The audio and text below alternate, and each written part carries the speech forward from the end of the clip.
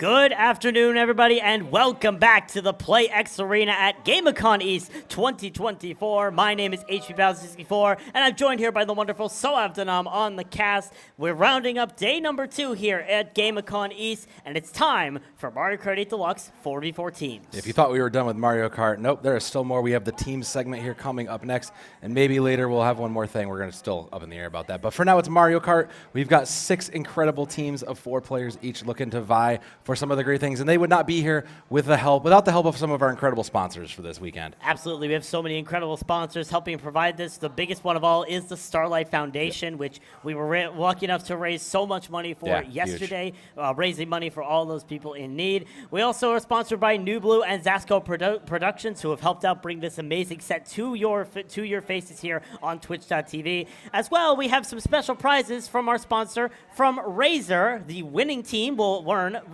one mouse for each player on it. So that's 4 of these beautiful Razer Viper V2 Pros that we're going to be giving away here today. And not to mention just, of course, the Stanford Marriott, who's hosting us and hosting GameACon, and GameACon itself for bringing us in and allowing us to make a little bit of noise here. So incredible to be here. We've got those 4 teams getting ready. First, our teams 1 and 2. There's no names attached to them, so don't worry. There's no real way to judge it. We're just going to go with teams 1 and 2. Let's get a look at them.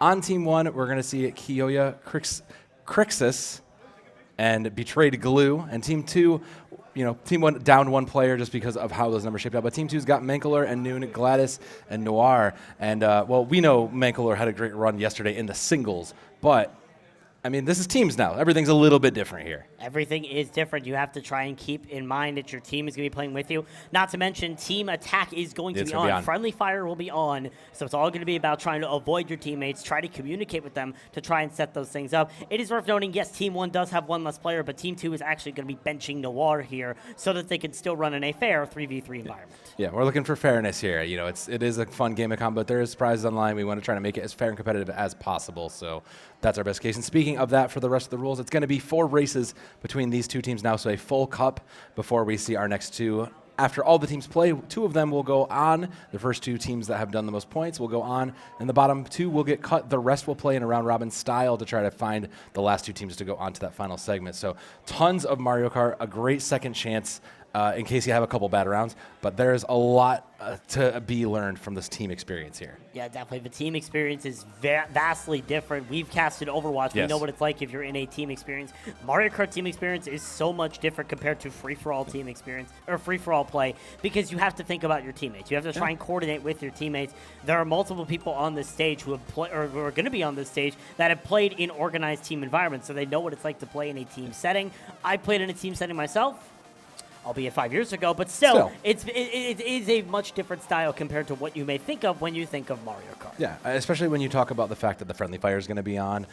Usually if you've played maybe at home, you're used to seeing that team mode where it's red versus blue and everybody's kind of divided. That's not going to be here necessarily. So you're not necessarily going to know, aside from the name and maybe the number in front of them, you're going to have to look to see that number 1 or number 2. That's how you're going to tell whose team is on. And it's going to come down to, are you really going to try to maybe sacrifice your team to get yourself a little bit ahead? It's going to come down to those kinds of questions. Maybe you can do something to save your first place teammate from a blue shell. It's going to take a lot of difficult skill decision making here that the average player might not be used to, but that kind of chaos I think makes it so much more fun and interesting for these players. Yeah, definitely. And not to mention one of the biggest challenges here in a team environment, you're not going to be able to really directly communicate. Yeah. You don't have these fancy headsets and microphones like all of them up there do. Yeah. You have simple headphones, and you're just going to have to try and relay to your team everything you can without letting the enemy team know what's going on. It is much easier in a more controlled environment, like if you're in a Discord call or if you have communication between your teammates. Here, it's not so simple. So it's going to be interesting to see how these players are going to adapt to that sort of style, knowing that it's how this tournament is going to be working out. Yeah, you're not going to be able to warn out to the rest of your team, hey, I've got a lightning bolt, I'm going to use it here if you've got a star. You're not going to be able to warn out, oh, I've got a bullet bill because I'm in 11th, get out the way. You're just going to kind of have to send it and hope that the rest of the team really understands what's going on. So a bit of a challenging set there, and you can see our players getting ready, set up in Mankalor in that spot. Classic horn on head Mankalor, wouldn't have him any other way. Yeah, of course. There's no better way to describe than you're horny than wearing a giant horn on your head. That's what Mankalor does. Bowsy, sweet baby Jesus. I shouldn't have said that when you were taking a drink of water, should I have? You shouldn't have said that for a lot of reasons, but I'm going to ignore that. We're going to go along here as our players are loading in, waiting on one or two. And we've talked about a little bit, on the finer tunes of Mario Karting. There's so many individual decisions between your builds, from the cart to the flyer, and every micro decision will have an impact, whether you're, just playing the meta Yoshi builds or those medium builds, or just kind of playing and found your own way. Every single decision is going to impact you from the first step to every decision in race here. Yeah, everything can matter here, especially with those combinations. We saw basically mostly in that grand finals matchup yesterday, everyone was using the same thing. You could look on every single car. There was at least a roller tire, and there were 7 Yoshis in that final GP. May not see as many Yoshis here today, but still, it shows that there is still a predominant meta here in the Mario Kart scene. It'll be interesting to see how these people are going to adapt that. If they're going to be going for that Yoshi approach, or they're going to try to do something different. Will they run into Mario? We saw Mario succeed pretty well yesterday with Animiyashi making a lot of impact. So we very well could see a different style compared to what many people may be used to. And let's not to mention that the field has changed, right? We had quite a few players in the free-for-all, but a lot of those players simply aren't here for various reasons. Maybe they couldn't stay for day 2. Maybe they just didn't feel like they wanted to play in the team environment. But there's a whole lot of new faces, so it's not necessarily going to be the same players. You could, even if you had a read on some of those players in the previous rounds, it's almost kind of out the window. It's a whole new day here in Stanford. Yeah, definitely a whole new day indeed, which means a whole new track selection we get to see. So we'll see what these people are going to try to select for the track selection. Of course, there are some good track selections. Obviously, you want to try to go for the one that maybe your team is more accustomed to. Maybe your team is better if they come back from the back. Do you go for that risk of taking a track like maybe DK Mountain or like Smuggle Desert, which we saw both of last night? So it'll be interesting to see what these players are thinking about, what's going through their minds, and what tracks they'll be doing. And we already see there is some track synergy already. Yeah, there's 3 Excite Bites immediately, and I was going to say, or they might just pick Baby Park and just make the entire production team grown, but we'll see what happens. It's interesting to also throw in Sydney there. So someone who played on the mobile version obviously found a preference to that as well. So, I do like to see the synergy, just knowing that, look, like if we value and favor, Excite Bite, these kind of simple, easy tracks, there's nothing wrong with that. Yeah, meanwhile, we have the one disrespect to Sky High Sunday, which is Sydney Sprint, and that is exactly where we're going to be going. Unfortunately, I believe that was Mankalor's pick. Yeah. Picking Sydney Sprint, trying to communicate to go to Sky High Sunday. Unfortunately, went down under instead.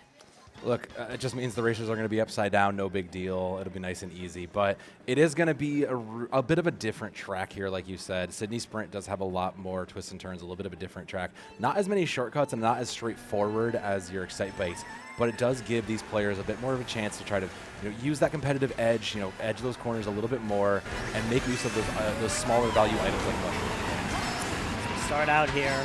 Getting a little bit get a view of Kiyoya right now, riding right behind Mankalor in that first position, using Rosalina, which we did see them on Rosalina, but they weren't running on the Teddy Buggy, so a little bit of an adaptation here from yesterday. We'll see if it's going to work out into their favor, as they are currently the leader for team number 1. Meanwhile, Mankalor is the leader for team number 2, riding on that signature black Yoshi. Yes, it says Anoon. It is Mankalor, indeed, who is currently leading this race. But it's interesting to see with the stats right now. Obviously, Mankalor is leading this pack, but their teammates, the Funky Kong and the Piranha and the PD Piranha, kind of in the back. I was saying, this is a very heavy team. It's very interesting. And Mankalor will get that hit just to keep themselves alive. Just trying to secure that. But there's, the top 3 of this pack are still very close. And every single point will matter, especially in the team event. A great green shot coming back from Mankalor. Buys him a little bit of space for now, and the Ghost is still a red shell. So Kiyoya is going to have a red shell, just has to wait for the right time. And they don't want to hit their teammate in Crixus there. Definitely. You really just got to be cautious right now if you're Mankalor. Yes, you are leading this race, but your teammates are a little bit farther back, so you have to try and give them a little bit of space. Try to find a way to bring your team up to the front by dodge. Getting rid of everybody else. Dodging both of those red shells thrown at them by Kiyoya. Obviously, with this team synergy, if you have a red shell and there's someone in front of you, if there's someone behind you that's a teammate and has another one, you can try to cycle them out. Yeah, that's going to be where the real skill comes in. Oh no, it looks like someone tried to take the wrong turn, but course corrected very quickly, thankfully. Mushrooms are going to have to get used there to catch it all up, and they'll have the golden one to try to push that a little bit back. And you can see it. Now we're starting to see the gap between the top and the bottom here. The PD Piranha falling a bit behind means that whatever team that belongs to is going to have to make up the difference somewhere in the middle.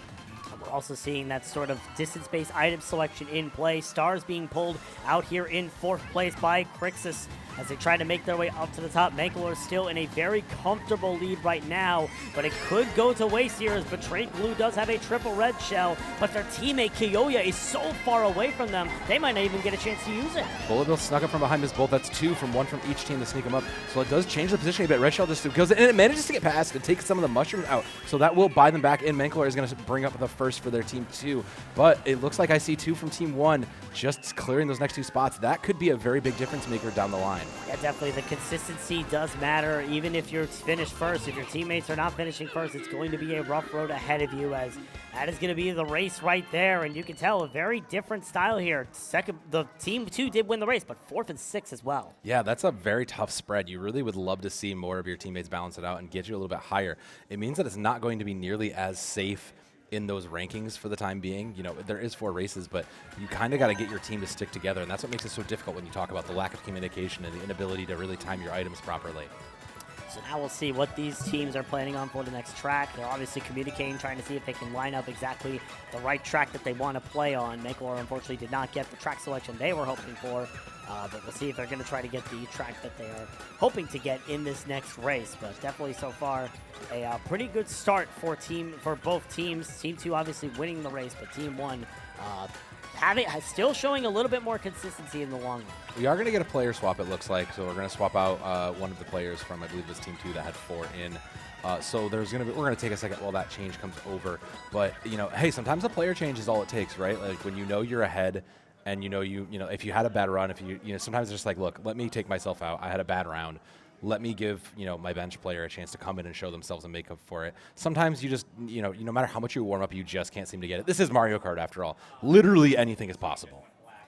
Yeah, definitely. So there is that potential of just trying to get the situation, just trying to figure out what players you want to try to play in, what players choose play to their strengths. Of course, Team 2 does have an extra member, so if they really wanted to, and time's called for it, swap out that player, try to put yourself in a good position.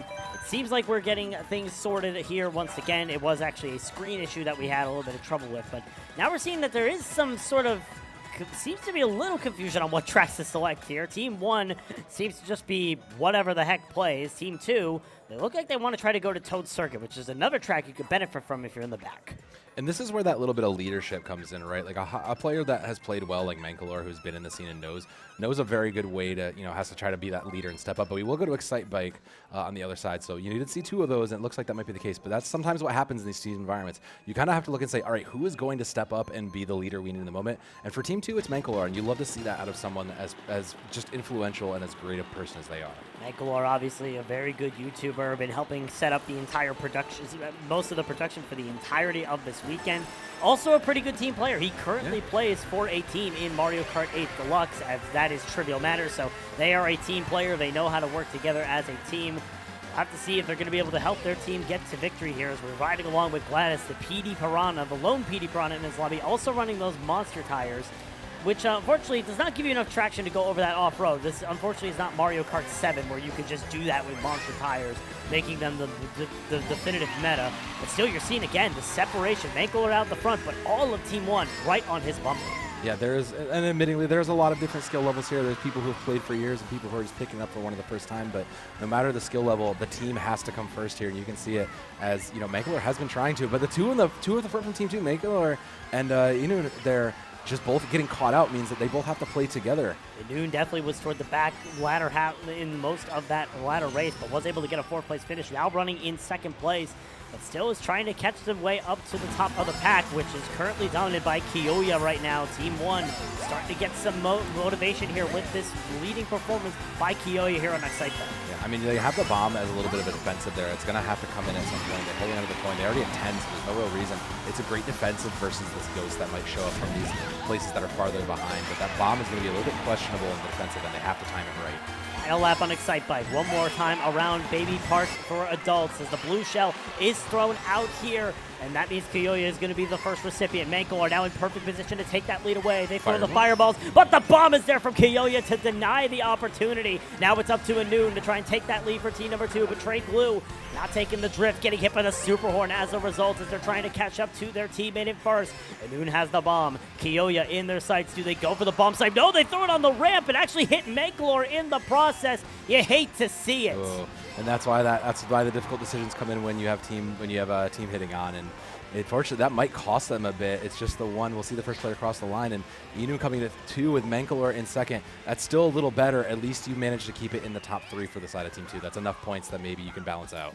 Yeah, once again, it is one team winning, but it's the other team getting the top 2 as a result. So definitely a strong showing here from Team 2. Even after that little bit of a team-killing problem there with the bomb on the ramp, it still was a comeback from Team 2 to be able to retain those top 2. Not to mention that incredible backspam dodge from Anoon, hitting that red shell at just the perfect moment to avoid that green shell. That is a frame split-second decision, and the fact that they were able to pull that off is incredible. Yeah, genuinely, sometimes when you think about Mario Kart, if you're like me, maybe you don't play competitively, you might think, oh, it should be an easy enough. I should be able to drop in and just play and be fine.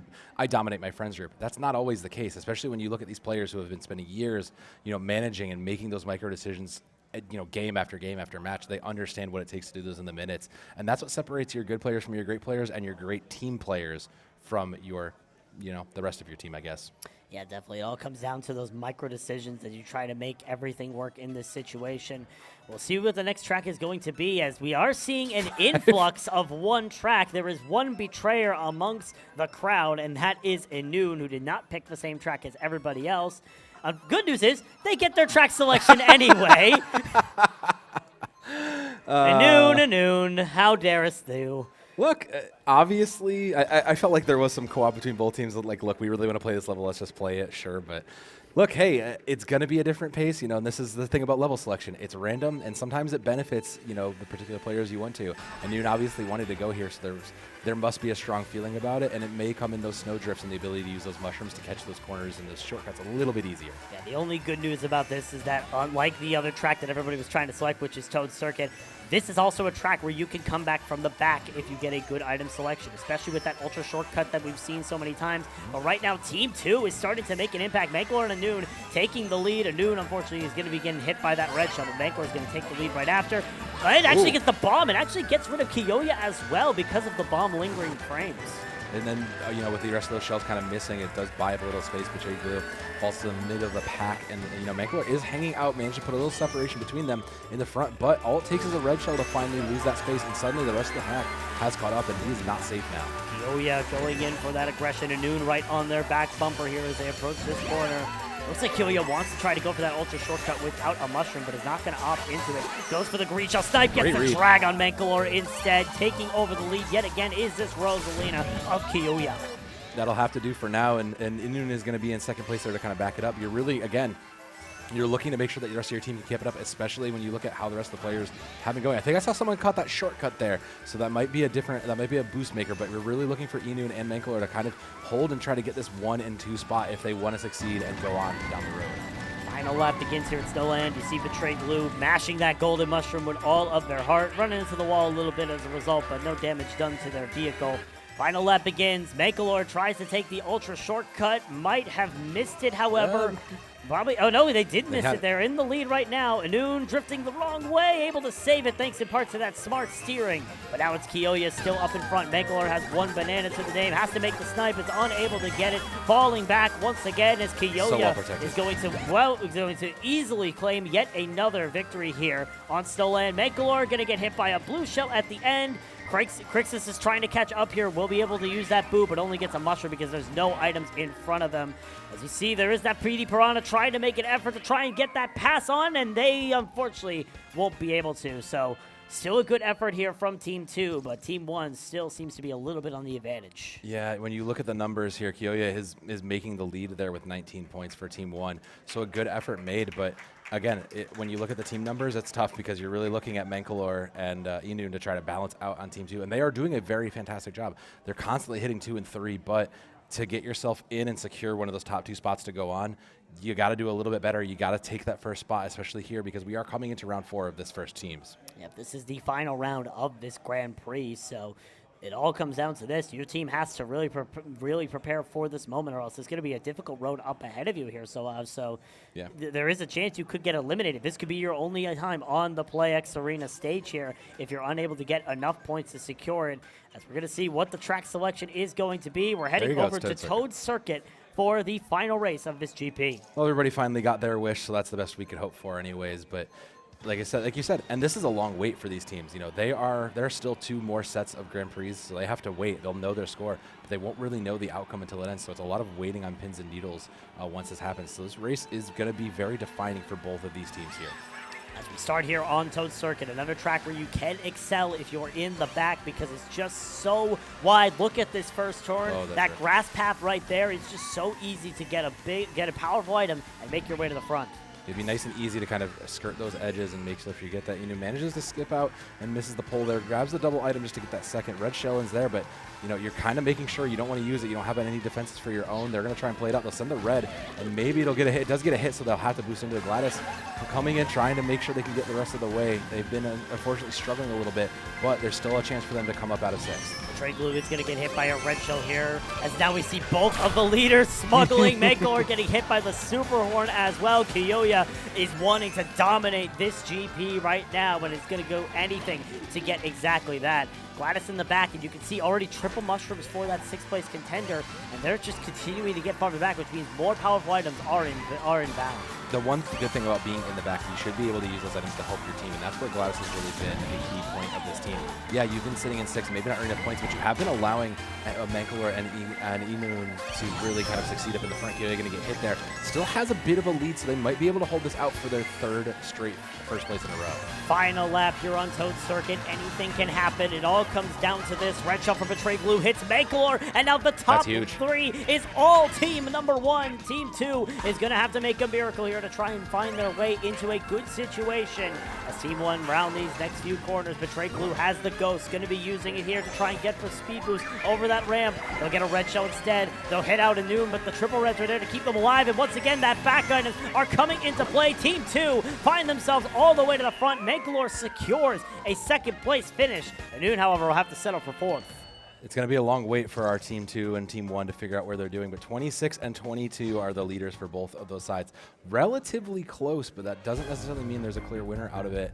We'll check those numbers in the meantime, but just kind of looking here, it's checkerboarded, Bowsy.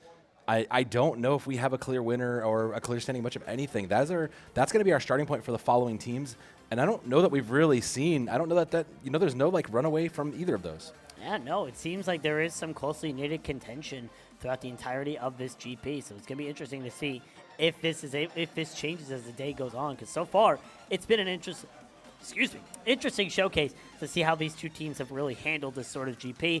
There has been some team play. There also has been a little bit of team killing. Maybe sabotage to make sure Mankalor doesn't get into another finals appearance, but either way, still a pretty good showing so far for these two teams. And when you consider that the average player really doesn't play a lot of this team environment, it's a lot of a learning experience, so those mistakes are going to happen. But those mistakes can be the most punishing things. Not everybody can get to that first place team spot, and that if you make too many mistakes, it's going to keep you out. So those two teams, 1 and 2, we're tallying up those numbers. We'll have them shortly for you, but they have a long wait now because there are 2 more full cups between that. We're going to get our second teams 3 and 4 up here shortly. But Bowsy, I mean, just the initial performance from these first 2 teams, very impressive, all things considered, from this environment. When you look at it, we saw some very close races, and we saw no one really pulled away from it. So I do think that there's still a chance for any of these teams to really come ahead here. Yeah, definitely. We've seen that sort of different style from all of these. As we're going to be seeing what these next players are going to be like, as we're getting ready to start up the next 2 teams to come up to the stage.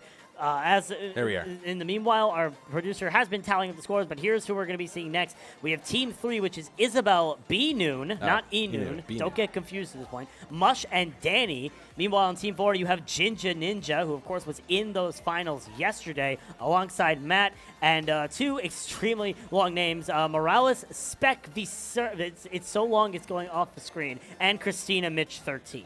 Yeah, I mean, look, long names may or may not. We'll probably just be shortening those. But, the one thing, like you said, Jinja Ninja had a great run in that individuals last night here in Stanford. So I expect to see them near and fighting for the tops. The rest of that team, I don't know. I don't know, Bowsy. That's a pile of unknowns. Surely there's at least one of them who's going to float to the top of this team match. Yeah, definitely. We'll have to see. Ginger Ninja, of course, did not make the finals yesterday. Unlike what I thought, he was very close He's to very getting close, it. though. He won 2 races in his last chance qualifier, but just was unable to secure a second place in the final race. So it'll be interesting to see as we take a look at qualifier number 1. There are all the points that you have there. Personally, I think Noir is not a little bit of an anchor, but that's besides the point. Look, they only played 4. They played 3 of the 4. That's what you expect, right? It's 3 and a 3v4. We'll have another 3v4 here. So Team 1 at 48 points. This is still really close, 40 to 48 for Team 1. So 48 is the bar now to set, and 40 is still a reasonably close. Like that's a what, like a 3rd place or a 4th place for 8 points. That's very, very close, all things considered. Yeah, definitely. 48 to 40 is definitely a close margin here, especially considering you get 10 points per race. That means you only got 8 more points if your team won the entirety of the GP, or one of your players won the entirety of the GP. Kiyoya did exactly that. Yeah. They won 3 of the 4 races, and yet their team is still only sitting 8 points ahead of their opponents, which is interesting to see, and that shows the dynamic of this team environment because everyone's fighting for every single inch that they can gain. Yeah, and it really does come down to it. You could see Gladys did have a struggle for most of that, and hey, no shame to them. I also struggle in Mario Kart. I don't do well all the time myself. I'm not going to sit here and I can't throw shade at that. But what I can say is that it's up to the rest of the team to try to make sure that they balance out with that team. If you know someone is struggling, you got to make sure you either help out or you make sure you do even better. In that team environment, it makes it so much more difficult. We always joke that games like Overwatch, games like Rainbow Six are team games and no one person can carry. Same thing applies here. You cannot just hard carry your team to success here.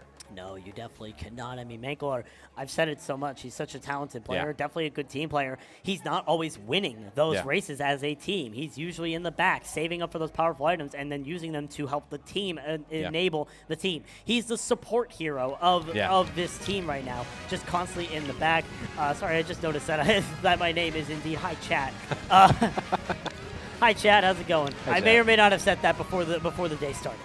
That's the way it is. Look, it's a nice shout out to the chat out there and the chat in the arena as well, who are enjoying the incredible Mario Kart action as they should be here. Just get the rest of those players in, and I mean, let's double back here because 48 points is not unreasonable, but I do think that now we're considering looking at. I believe we do have all 8 here. Yes, we do. I see 4 and 4, so this will be a full 8 stack. So I will have to see down the road if those points change a little bit with that 4th player. It may make a little bit of a difference when you look at the 3v4s.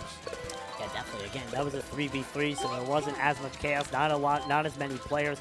This one's going to be 4v4, which means you're going to have more chaos, more players, more powerful items potentially. We did not see any lightning strikes in that 3v3. Even though there were stars, there were bullet bills, there were mushrooms, no lightning strikes.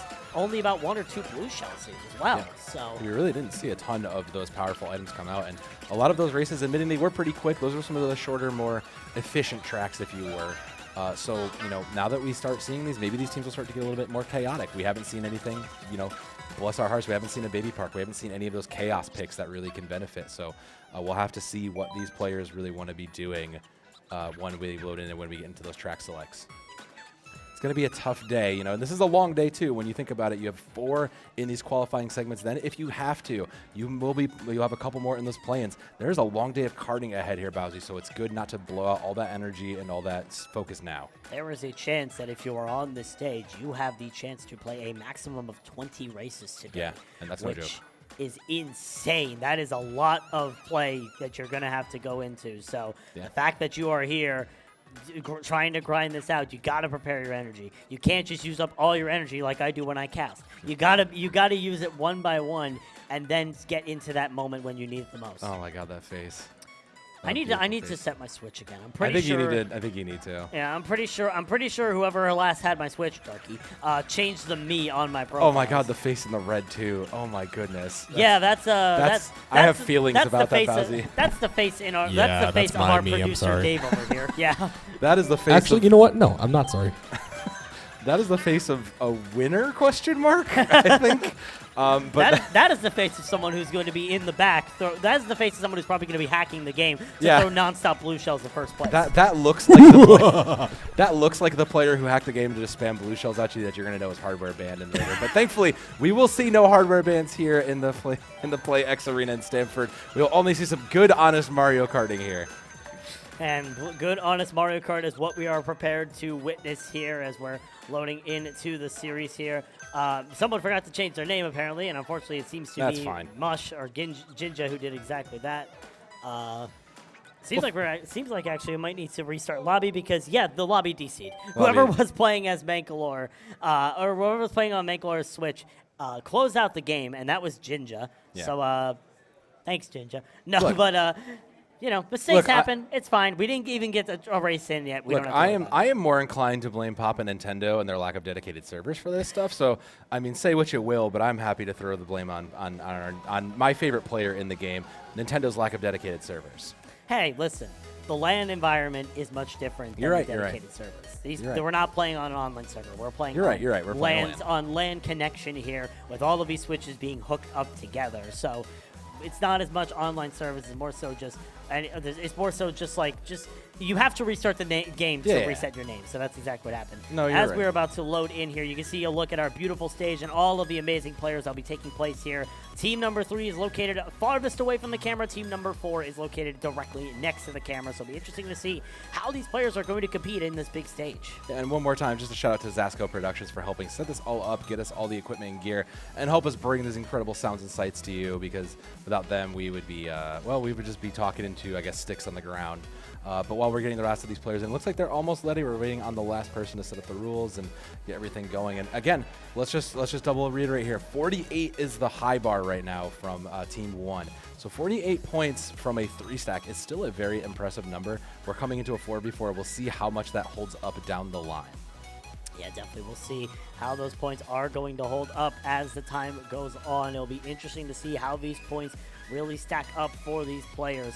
But definitely it's going to be a challenge for these teams to be able to try and get the amount of points necessary in order to find themselves toward the top of the rankings. And remember, you know what, we might as well, let's do it one more time. You know, reminder, we got mice in the building because we got mice for our winning team here. We got a set of incredible Viper V2 Pros for our winners. You can't necessarily use it on your Switch, but it'll look great, and it'll be a great reminder of your time here at GameACon when you're using it for whatever other games you want to play on your PC. Yeah, definitely. It's all going to come down to, definitely. We do have a mice problem, but thankfully we don't need any cats No yet. exterminators needed. That's not an invitation for anybody to pick Cat Peach, but if you want to pick Cat Peach, I will not stop you. Yeah, look, I mean, there is no restrictions on characters, levels. It's all free to go. The only restriction is that you don't pick Baby Part because it might give production an aneurysm. This guy here. But, there's no restrictions. I say that. There's one restriction. It's not really a restriction. It is technically 10 points if you pick the same race within the same cup, but that's so unlikely to happen, especially at 10 points. There's no incentive to do so. But we got round 1, Bowsy. Yep, round 1. We're going back over to Toad's Circuit. No 10-point penalty because this is the first race in this GP.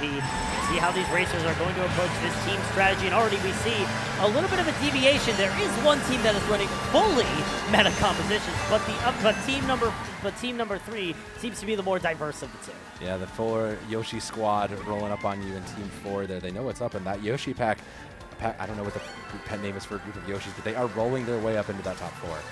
A group of Yoshis is called an island. That's the best way you could probably put it. Matt currently running in second place. I was going to say a fraud of Yoshis. An island of Yoshis. A fraud of Yoshi. A fraud of Yoshi's also works. Thank you, Dave, for that suggestion. As Matt is currently holding into first place with double red shells, and considering their teammate is first, they're not going to use those. They're going to be an extra source of protection. Yeah, that's the difference to this team events, right? You know when someone in especially your team, like Jinja, is in first place, you're not going to try to play aggressively. You're just going to sit back and say, look, let's protect the president. I'm going to hold back these items and hold on to it. And you can see it between Matt, Morales, and Jinja, who are all up in those top 3. The Yoshi pack here is doing good, but there is some danger coming into first place. Yep, Blue Shell is arriving. Jinja is going to be the recipient of that, trying to wait for anything. Nope, not going to be able to get a Super Horn in time for that.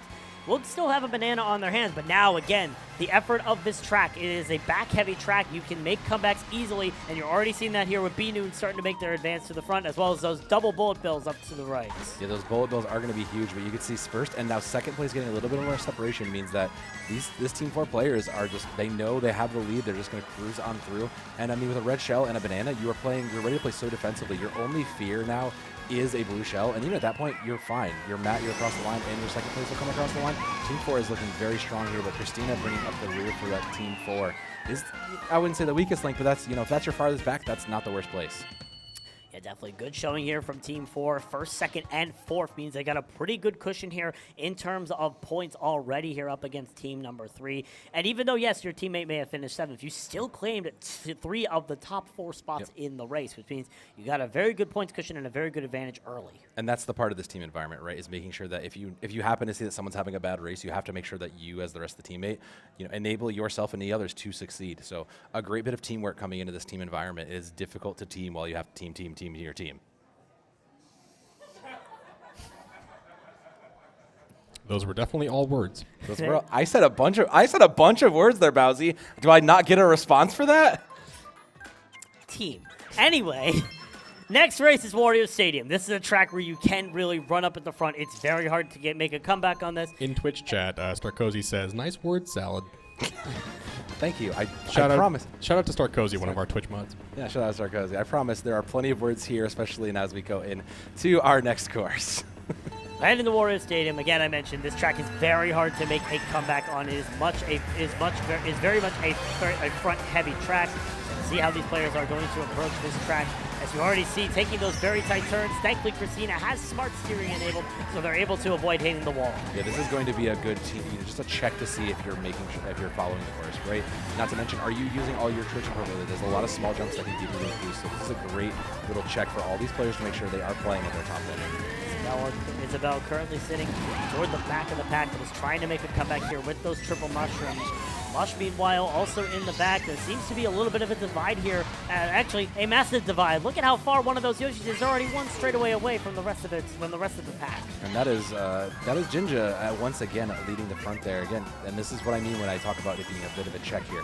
You can see they're getting their boost off. They're making sure they trick on every jump they can. And now they're well protected with the banana. So Jinja is looking great to lead the team to success.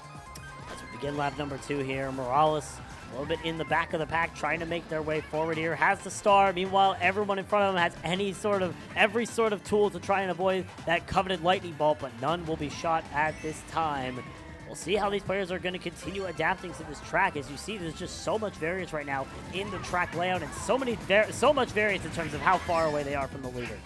But the one thing that does work here is the lack of variance is all the same black Yoshis, right? It's very easy now to look at the mini map when you all play the same character to look and say, okay, I know my team is playing black Yoshi. I can see where we all are very quickly and efficiently, and now I can see and adjust my skill. So a bit of a good, we talk about the decisions that affect your game from start to finish, and that is one of those odd ones that really does work from start to finish. Both team players will pick different colors of characters to try and differentiate and know which characters they're playing with here. So good on Team 4 to go for the synonymous Yoshi brigade here.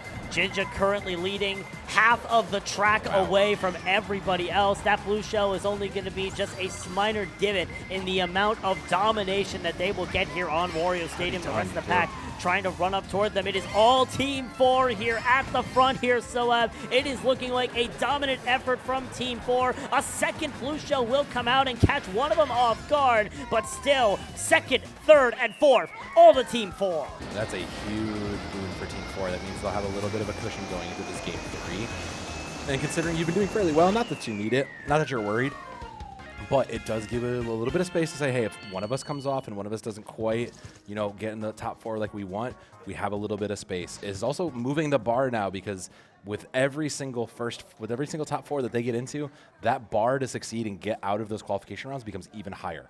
Yeah, definitely. It is going to be very difficult here for Team 3 to make a comeback, but hopefully they're going to be able to on their track selection, because you're seeing Team 4 just starting to really start finding their pace in these matchups. They're starting to find their pace. They're being able to run away with these leads and are not looking back anytime soon. So it's going to be interesting to see how Team 3 responds to that. Yeah, and it looks like we're going to see a response of let's just all pick the same course. And it's been a strategy. We're going to see 4 of the 8 with the same course. And I believe that is actually Team 4 mostly picking that same one. So, again, just that an added boost of just synergy, just knowing, look, we know exactly where we want to be, and we all kind of agree and yell down the line, this is where we want to go, so let's make it work.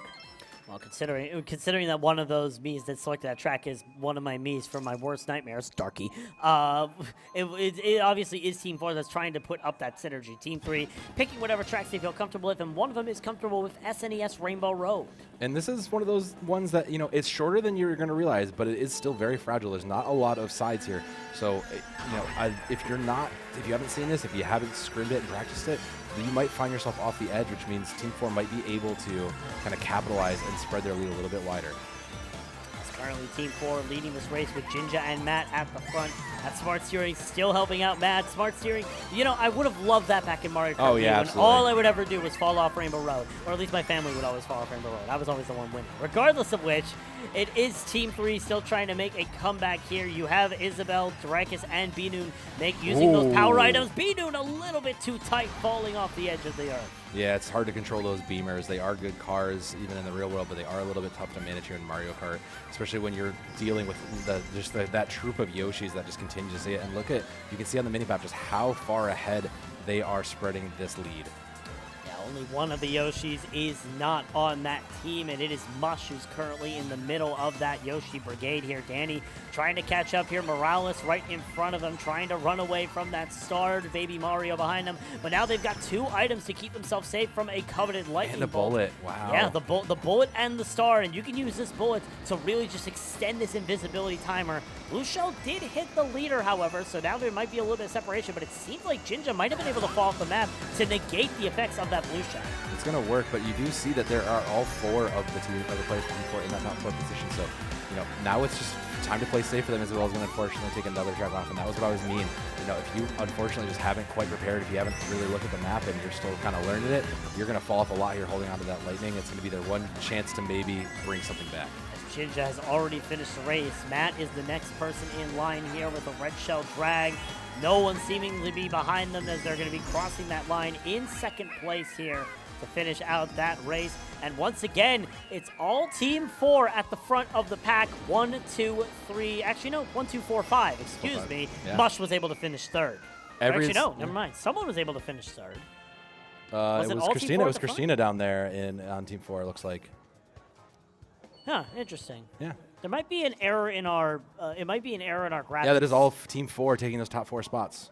Our graphics are showing 5 people on Team 4, Dave.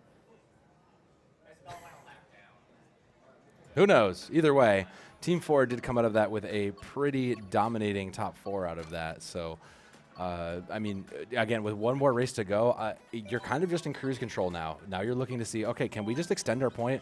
We'd love to try to get as many of these points to try to secure that lead into the top cut without a question. And this is a great spot for Team 4 to do so. They have an advantage. They still are looking to get their track picked again.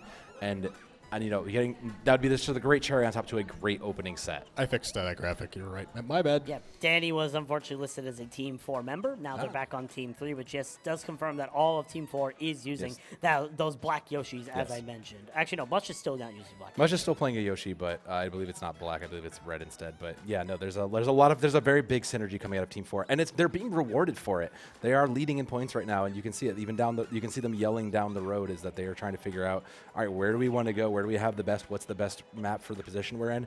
And this is a team working as a full unit here. Yeah, definitely. They are all on cohesive edge right now, trying to pick these certain tracks. They're going to get their track selection as well here for the final race, and that's Mario Kart Stadium, the first track you play when you play Mario Kart 8 or Mario Kart 8 Deluxe. So we'll see how these teams are going to approach this track, which is pretty simple for the majority of them. Just because it's simple doesn't mean that it's going to be easy, though, right? Like, yes, you still have the track is relatively simple in itself, but you still have a few hairpin turns that can throw people off. You're still getting the introduction of that mechanic where your tires flip and you get that floating. So there's how do you manage those boosts? And then there's the wide turns like this. You want to take those boosts, and you can see most of Team 4 are going to take the wide turn and get the boost to try to move it off. So this is where, this is, again, one of those kinds of check moments where did you really learn the track? Do you understand what you're doing with your mechanics and how to cut those corners as close as you can? As we see here, already one player already deviating from the rest of the pack. Surprise, surprise, it's Jinja who's all the way up there, already separating themselves from the rest of his pack, who is battling it out here in this area. Danny trying to navigate through all of it. There is a green shell in front of him. That is Isabel, their teammate. Meanwhile, the bomb in the middle of the road is going to hit too. Danny, one of the suspects of that here.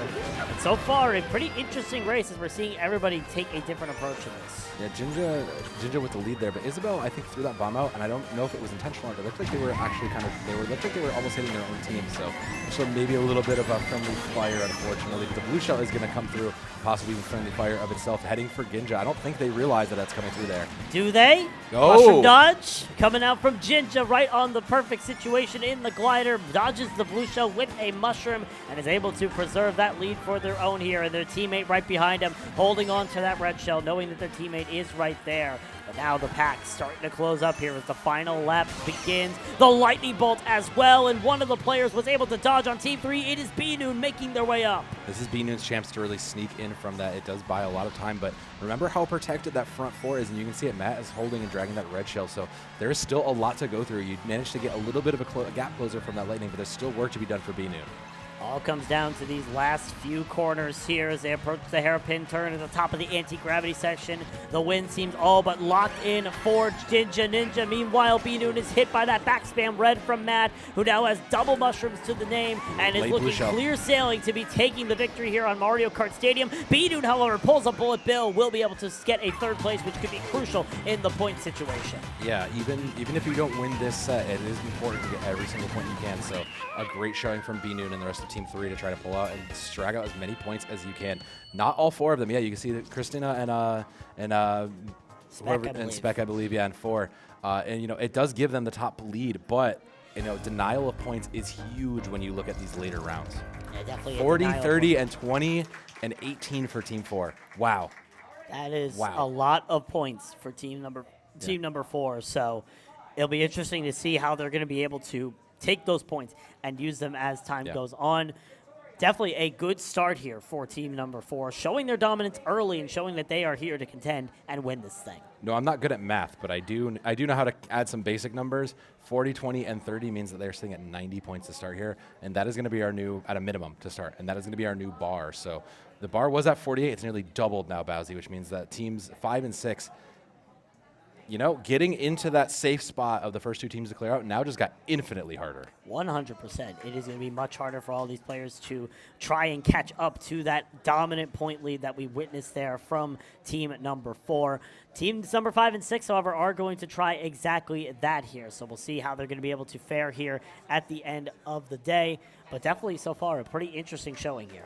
It's been a really rough showing, all things considered, for some of these players. You can kind of see who's played in this team environment before. Players like Jinja there, who were able to kind of get out to a quick lead, and the rest of the team recognizing, I don't need to be greedy. Let my carry player, my first place player, go on and do their work, and I can support them. And that's sometimes where in a game like Mario Kart, where you're worried about your ego most of the time, can get in the way.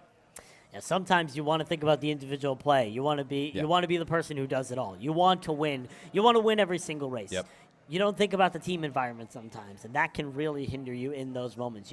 Sometimes you got to take one for the team. We saw 2 people there on team number 4 not able to get that top 4 because they had to take one for the team. They were trying to protect their teammates up at the front from losing all of those valuable spots. So definitely a situation you have to think about in these matches. And it's one of those many decisions you have to make in the moment, especially here in a LAN environment.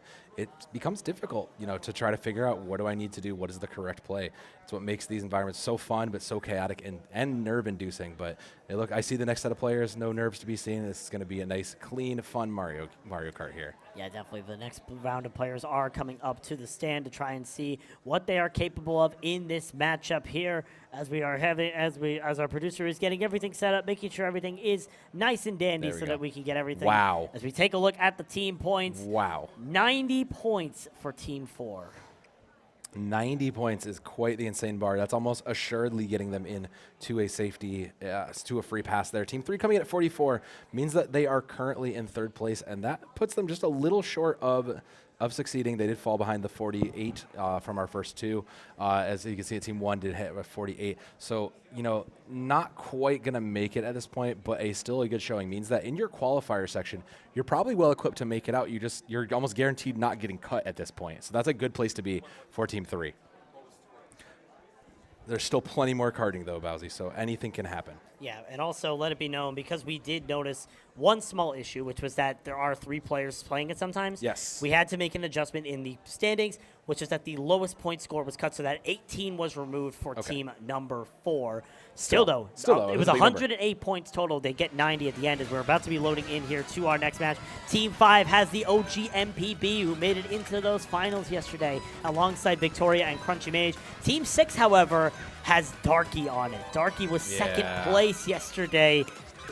Already, you see that first name, and you already think that this team is going to contend for it all. I am already looking, and I'm saying, okay, there is my 2 carry players. I'm looking at Darky and OGMBB, who are going, okay, these 2 are going to be likely vying for first place for the majority of this. They might be 1 and 2. So now I'm looking at the rest of the team players to say, all right, can we acknowledge who our carry player, who our front player is going to be, and how do we support them? How do we get them the things they need to make sure that they succeed? And it's going to be a tough match. This is going to be a tough lobby to be a part of, Bowsy. Tough might be an understatement here. We'll have to see what these players are capable of as we're loading in to qualifier number 3. Again, the OG MPB, Victoria, and Crunchy Mage on team number 5. Team number 6 has Darky, Cass, J-Noon, and Joe. And it's going to be Cass who's going to be sitting out here for team number 6 because they do not have 4 players on the opposing side. So that's a simple way. Again, if your player's not comfortable, just have someone replace them in the moment. Yeah, and sometimes it's nice to have that bench player. Sometimes in map 1 of the 4 that you'll have to play, you might realize, all right, this is not my day. My warm-up didn't go my way. Let's throw that sub in. And you might just sub out to get everybody to come to play. Doubling back here for that qualifier number 2. Yeah, 40, 30, 20, and 18. So we dropped the 18 there, but still ending up with 90. That's just a dominant showing from Team 4. That's just impressive numbers there. Yeah, dominant might be an understatement there. We did have, as you saw on that full screen, we did have a few communication errors, so we'll probably be loading back in here as soon as possible once we get everybody back in. Actually, no, never mind. We don't have any communication errors. I'm done. Those are our 2 empty spots. Those are the empty spots. My brain is working fine here today, guys. Look, Bowsy, it has been a long day. We have seen so many different cards. I'm not shocked we can't also team like the rest like we did in day 1. Yeah, definitely. I mean, it's been a long 2 days. We've had such high power action from Smash Brothers yesterday to the free-for-all tournament the day after to now team environment here today. And it's all going to start here for our final of the qualifier matches, and we're beginning on Donut Plains 3. Another one of those great throwback from the SCNS. Blink and you will miss them. They are quick, but they are also full of a lot of tight turns. So we're going to see how well these players are drifting, and if they can find and use some of those smaller shortcuts that are hidden about the track. A great little test to see if these players have their skills at the snuff. Hidden shortcuts is the word I would use on Donut Plains 3. There are a bunch of them littered throughout this track. You might see Darky take advantage of one right here. They're just going to be drifting over the grass, using the boost they get from the drift to go all the tightest, to take one of the tightest turns He's already gone. Bowsy. Yeah. He's already around and already extended his lead. And these are the 2 that I thought would be at the front. So now we'll have to see what the rest of the team does to help support him. It is very easy going here for Darky, a master at this track. So now it's just on the rest of the pack to try and keep themselves alive, try to keep content with this as OGMBB currently holding on to that second spot. Does have a divide between everybody else, but again, Darky, it's just Darky. He's taking that turn like it's the hairpin at the Monaco GP. Yeah, he is making this look like child's play, and even second and third place are still holding into a lead a little bit. So you can see the Inkling is catching up, though. And OG MVP, depending on who that is behind them, this might be a catastrophe for them. The good news is that is their teammate that is behind them. That's Crunchy Mage as the Inkling there. So a little bit of breathing room for OG MVP, just has to keep themselves alive. But Darky is about to lap one of the people in there is actually their teammate that they're lapping there. Darky just completely running away with it. He's running a time trial lobby at this point with how much he's dominating this room. I mean, he's making a show of it, but at the same time, if the rest of your team doesn't do enough, it's going to be difficult for Crunchy to get hit. But holding onto a blue shell, I mean, at this point, does it even matter who you send that out on? You kind of might just wait until first place finishes, and if you know it's your teammate in second, you might just hold it. Yeah, they're going to be throwing out the blue shell a little bit late here. MPB should be fine. No, they won't. MPB is actually going to get hit by the blue shell right by the start line. It's actually going to lose that second place as a result. You hate to see that, unfortunately, MPB not getting hit by the blue shell, falling back to third, losing that second place, which could be crucial in the points game later. It did fall both of those places to Team 3 there in second and third place. So, you know, a little bit impactful, but you can see it there spread out. It's still a pretty solid lobby here for Matt. Unfortunately, never really got changed over, so that is our 5th team. But still a pretty solid mix of the lobby. Most of Team 6 finding that mid spot, though. not what you want to see. You really want to try to pull yourself a little bit deeper. Even if you have to give up first place, even if you know that Darky is just going to run away with it, you need to make sure you secure those spots, and that's going to come by making sure you just don't team fire. You make sure you play as the best unit you can. Yeah, you just got to be that good unit. You got to be that good teammate at the end of the day. Try to make everything work here. We'll see what these people are going to decide on their next track, as we're seeing everyone try to decide on the track selection here, try to find what suits their best, what suits their style best. And we see some Weebos coming out on the field here for one of the teams. I believe that's team number 5 that all picked Weebos. I believe so, and it looks like we're going to miss it for now, so they'll have a chance next time. Yep, Darky, meanwhile, is going to be seeming to get his pick. No, J-Noon actually picked that. That's Wario Stadium that we're going over to here. And again, I mentioned Darky. This is probably a good track for him, considering he wants to be out front. We saw him dominate on donut lanes. He can dominate here. He can definitely do that, but he has to make sure that you can get that first place, you can dominate. But if the rest of your team is struggling and taking that 5 and 6 spot, you're not, your victory is almost in vain here. So it might help to fall back a little bit and make sure your team succeeds a little bit more before you run away with it. And Darky immediately gets hit, and it looks like that'll be a great setup for him to do just that. OGMPB now in the lead. Darky's starting to fall back as Joe is trying to catch up to the front. Team 6, however, has a very good advantage here, being in second and third, and OGMPB is just trying to run away from all of them. This Yoshi clan behind her is pressuring her to no end, and it's Darky who's going to reclaim the lead as a result. Looks like the rest of Team 5 that are struggling to catch that. OGMPB is hanging in there for second place like we kind of expected to. He's going to make sure they get those tricks, and the red shell, it did go out, but no line of sight to use the green shell. Finally, they'll just hold on to it and have to try to hold their position for now and make sure the rest of the team can try to catch up here. See the divide starting to form here. The black Yoshi's at the front. Meanwhile, the rest of the pack still trying to find their way forward here. OGMPB in a good position here. Darky's going to drop the bomb on the boost, so MPB is forced to lose that speed boost. Now going to be reuniting with the track here, getting those 2 jump boosts, but still losing progress as Darky continues to run away. I mean, there's still a bit of a checkerboard here in the 6-5 teams here. Darky is sitting there in 5th, but OG is sitting in 2nd, and it's still a very contested 2nd with Darky running away with 1st. So the rest of Team 5 is going to have to do their best if they want to make sure they can secure a spot to skip through it, because Crunchy Beige in 5th is looking to catch up with all those mushrooms. Beige has an opportunity here to catch up. Victoria right in front of them as their teammate. Joe seems to have gotten hit as well, so now there's an opportunity for Team 5 to really make some progress here as Victoria and Crunchy Beige are slowly approaching. Final lap begins here on Wario Stadium. It's still Darky out front, but pressure is coming. Slowly but surely, OG is catching up there, but the question is, will they be able to clear that gap before the time allows? If not, we'll see another 1-2 from them, which is about what we expected. So it's really going to come down to the rest of the team. How do they fare out? As they're still pretty packed close together. So 3 and 4 might be up for contention here. OG looking to try and seal the deal here with his 2nd place. Darky all the way out in front. At this point, you just got to defend for position. She will be able to take this shortcut here with that mushroom. Has up a bomb in hand. Just going to probably be laying it out at the end of the track there, as now it's a fight for this 3rd place. Victoria starting to fall back. Joe, meanwhile, is in the bullet bill, will secure that 3rd place. And Victoria going to try to finish 4th. Crunchy Mage will finish right behind them in 5th. That's not an unfortunate outcome for Team 5 here. Again, just sitting near the middle of the pack with OG taking that 2nd spot. So numbers are going to start packing up as we get into the halfway point. And, it is a tough spot when you have someone like Darky who is just going to run away with it for Team 5, or for Team 6, sorry. It's tough because you almost kind of have to look and say, all right, we're playing for 2 and 3 here. We need to make sure we get as many players into those higher spots, because if you can just assume that Darky is just going to win out the cup and earn the max points, you have to find a way to compensate that. Yeah, so we'll see what these players are thinking about here for their next track selection. I start to see those Weebos yet again. Again, Team 5 committed to going to Wii Rainbow Road. Team 6, more so a comfort track selection, because they seem to be relying a little bit on Darky. They're, however, not going to get their tracks. We're going to Wii Rainbow Road. And this is one of those ones that, you love it, you hate it. It does allow a lot of variance in regards to how do you manage these different terms. Can you manage the shortcuts that are available? Because there are quite a few if you know them, and if you don't, you just have to win by good, clean racing. And especially because Darky is going to be leading the pack, you have to try to see it. And Darky is just checking, all right, looking, let make sure, all right, can I get ahead? Who's near me? Can I just get away with chucking these items back right away and punish anybody? And they're going to have to try to check that and make sure they can. Checking their rearview mirror constantly. That is the professional Mario Kart way. You want to know everything happening around you. Unfortunately, he doesn't know enough to keep him safe from the impact of another item here, as now Team 5 starting to take a little bit of a lead. It's Crunchy up in front, Victoria in 4th, as Team 6 is starting to rush down Crunchy Maze on that English. Yeah, and considering you look at these quicker jumps, trying to make sure they hit every boost, it is tough, but there is Darky taking that shortcut that we were expecting. And Darky in first place is not the unknown side. The Crunchy is going to give him a run for their money here. The Banana's not going to have to do much except be defensive for now.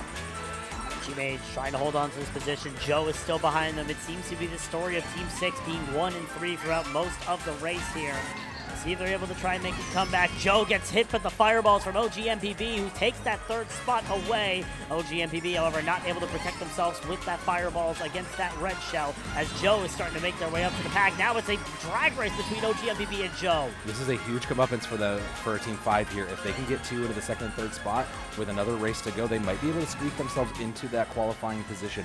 Remember, if you're going to assume that Darky is just going to win out here like he has been pretty frequently, we're playing to make sure we hit those qualifiers, because the 90 points on the side of Team 4, I believe, that is currently the leader, is quite a bar to hit, and no team is getting close to that right now. Blue shell now in play here. Darky is going to be under attack here in a very quick second here. They're going through the cannon, so they're going to be able to buy a little bit of time, but are still going to get hit by that blue shell right by the ramps here.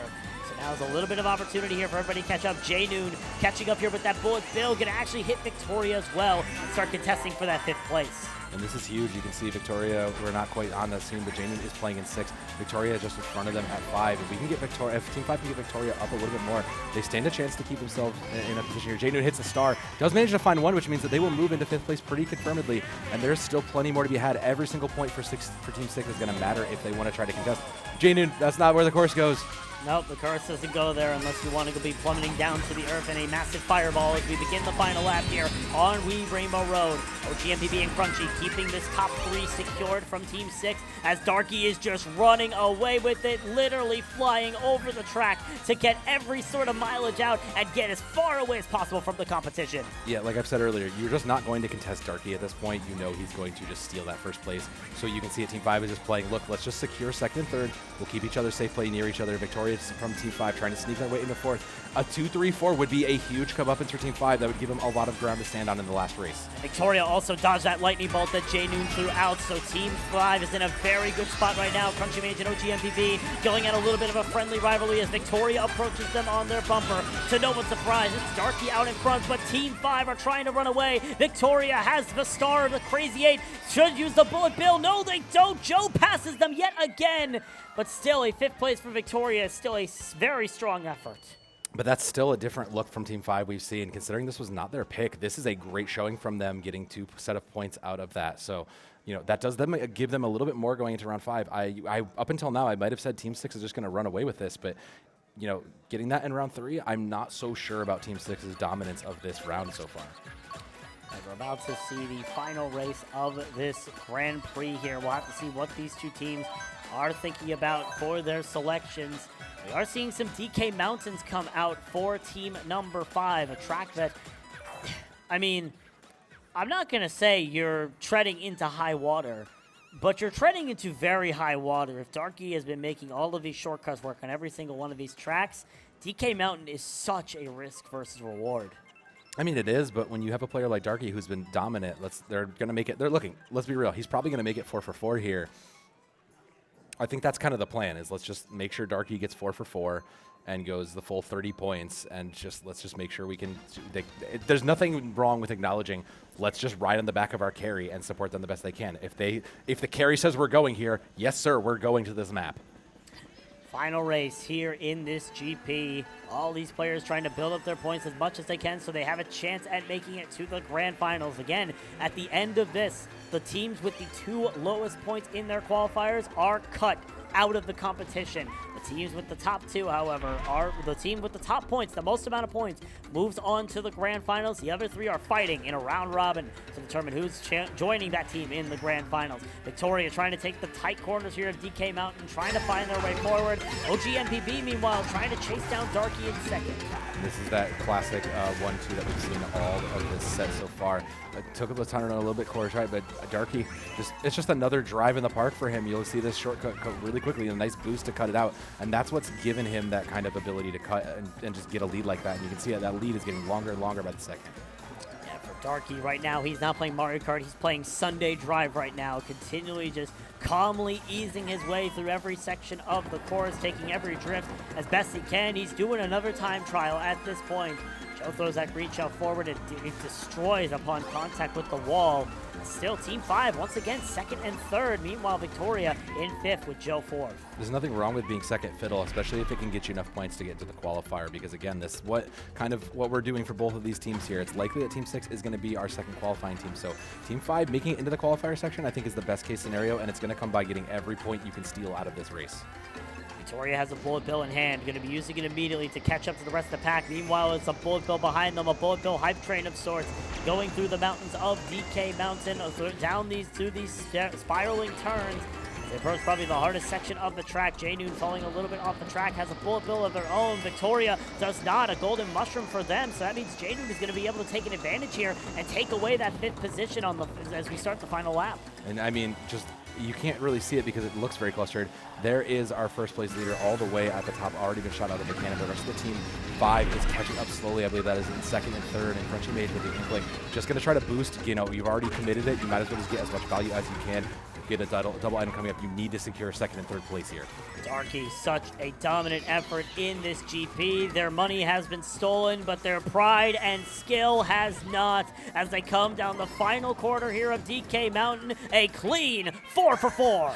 And the skill shot, knocking it off the top of the backboard, just to kind of put an exclamation point on it. That is a player. OG misses the shortcut, though. That could be so detrimental. Crunchy is going to be able to take their spot, however. OG has to try and run with those bullet bills right behind them. They're starting to catch up. Crunchy Mage running away. It's Joe trying to steal second. They won't be able to get it this time. Crunchy Mage will take that second place away. The second place is going to be the difference between an in and an out here later on, especially when you look at the checkerboard of that 4 and 5 for the rest of Team 5. And I mean, it is a tough, even in the total numbers, it's really close, all things considered, for this 3v3 setup.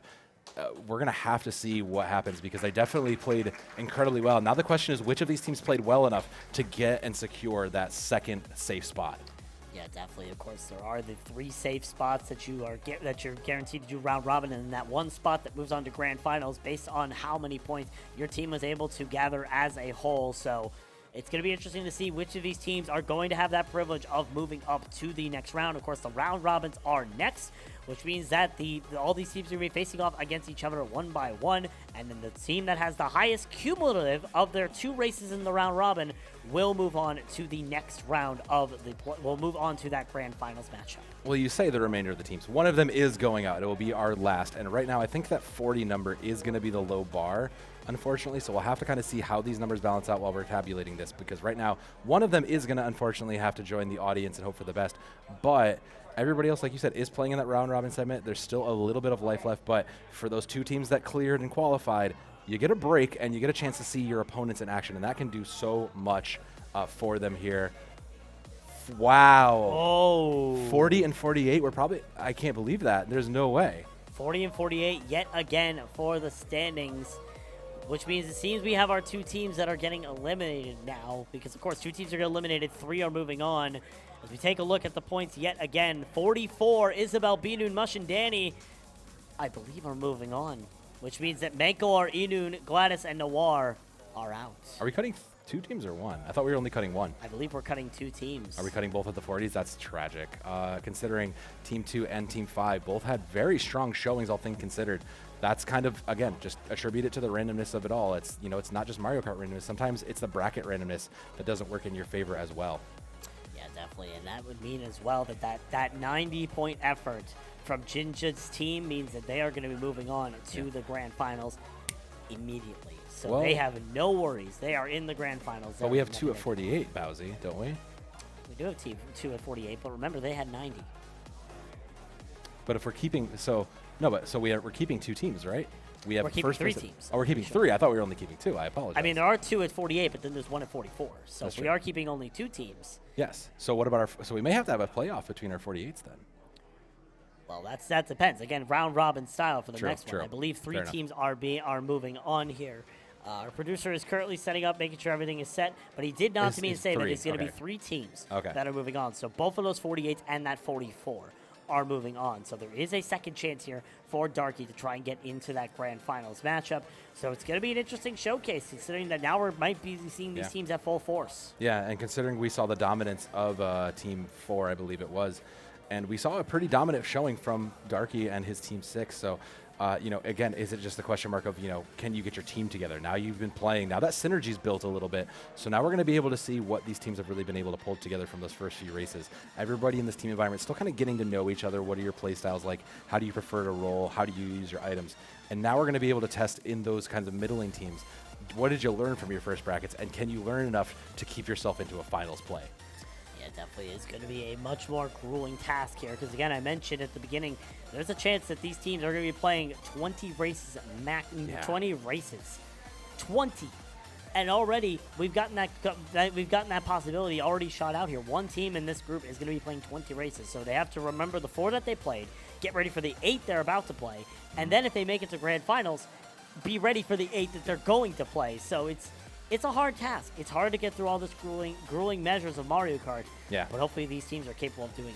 And like you said, there is going to be a round robin segment, so our remaining 3 teams that survive the cut are going to be there. And I believe we have our next, here's our second chance bracket. It will be Team 1 and Team 6. So we're going to see Darky back up on stage leading that squad there versus Kiyoya, Crixus, and Betrayed Glue, who, Betrayed, that Team 1, there was no standout player, and I think that's the thing that makes them really shine. There was no standout player leading the pack, just carrying the team.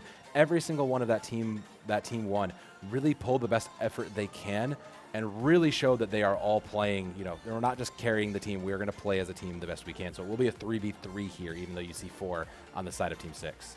Yeah, definitely. So, that's good to have that consistent factor if you are team number 1. Sure, you didn't win the races, but you're playing it pretty close compared to your opponent. So, having that Team 1 is a good thing at the end of the day. So we'll see if it's going to work to the factor here of team number 1 in this situation. But definitely going to be an interesting showcase to see if these teams are able to get the best of the other in this matchup. Yeah, and reminder, this will be a team. This will be a round of, I believe it was 6 races. 4 races. It's still 4 more races. Okay, ignore me. I'm still bad at numbers, but it's 4 more races for both of these teams again. But it'll be 8 total when you look at the round robin. That's where I got 8. I promise I understood what the heck was going on. But like you said, it's a long day here. We started this approximately already an hour ago. Already? Ish, yeah. It's already 1 o'clock. 1 o'clock. We've already been an hour at it, and these kinds of marathon race settings really start to wear on you. So you got to make sure you're hydrated. You got to make sure if you're hungry, you're keeping that energy up, and you got to make sure your focus is there too. Because when you look at the individual micro decisions, you can't afford to be slacking. You can't afford to miss a boost or a jump or a turn. Every single one of these decisions will impact you in these qualifying round robins. It's all going to come down to that persistence when it matters the most here. As we're going to be getting started into the lobby here very shortly, so we'll see what these teams are capable of doing here. So sorry if I sounded weird there. I was taking a little bit of a stretch because it's been a long few days. Yeah, look, it's been this beautiful day too, and the second day of Mario Karting has been incredible to be a part of. We've seen some incredible racing from some of I didn't even realize it, but some of the top players in the U.S. here in beautiful Stamford, Connecticut at the PlayEX Arena. And it's been wild to see some of those players continue to show and get involved here for the team section as well.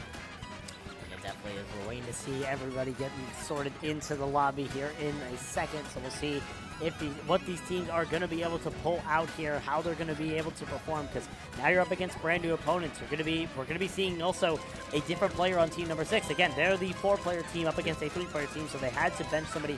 Cass is now coming in for this next race. So we'll see what Cass is going to be able to perform here in this matchup. And Cass is, like you said, they missed game 1, so hopefully they've been warming up in the meantime. But when you look at the rest of that team and knowing that you have Darky as your kind of pseudo leader, your person who's going to almost guarantee you a first place in a lot of ways, it's going to be very interesting to see how this new bench player slots in, what they bring, and how they work with the rest of the team. They got a chance to sit and see how their team works without them from the bench, and now they have to work on applying what they've learned and how to fit into the rest of the team, just like a perfect jigsaw puzzle would.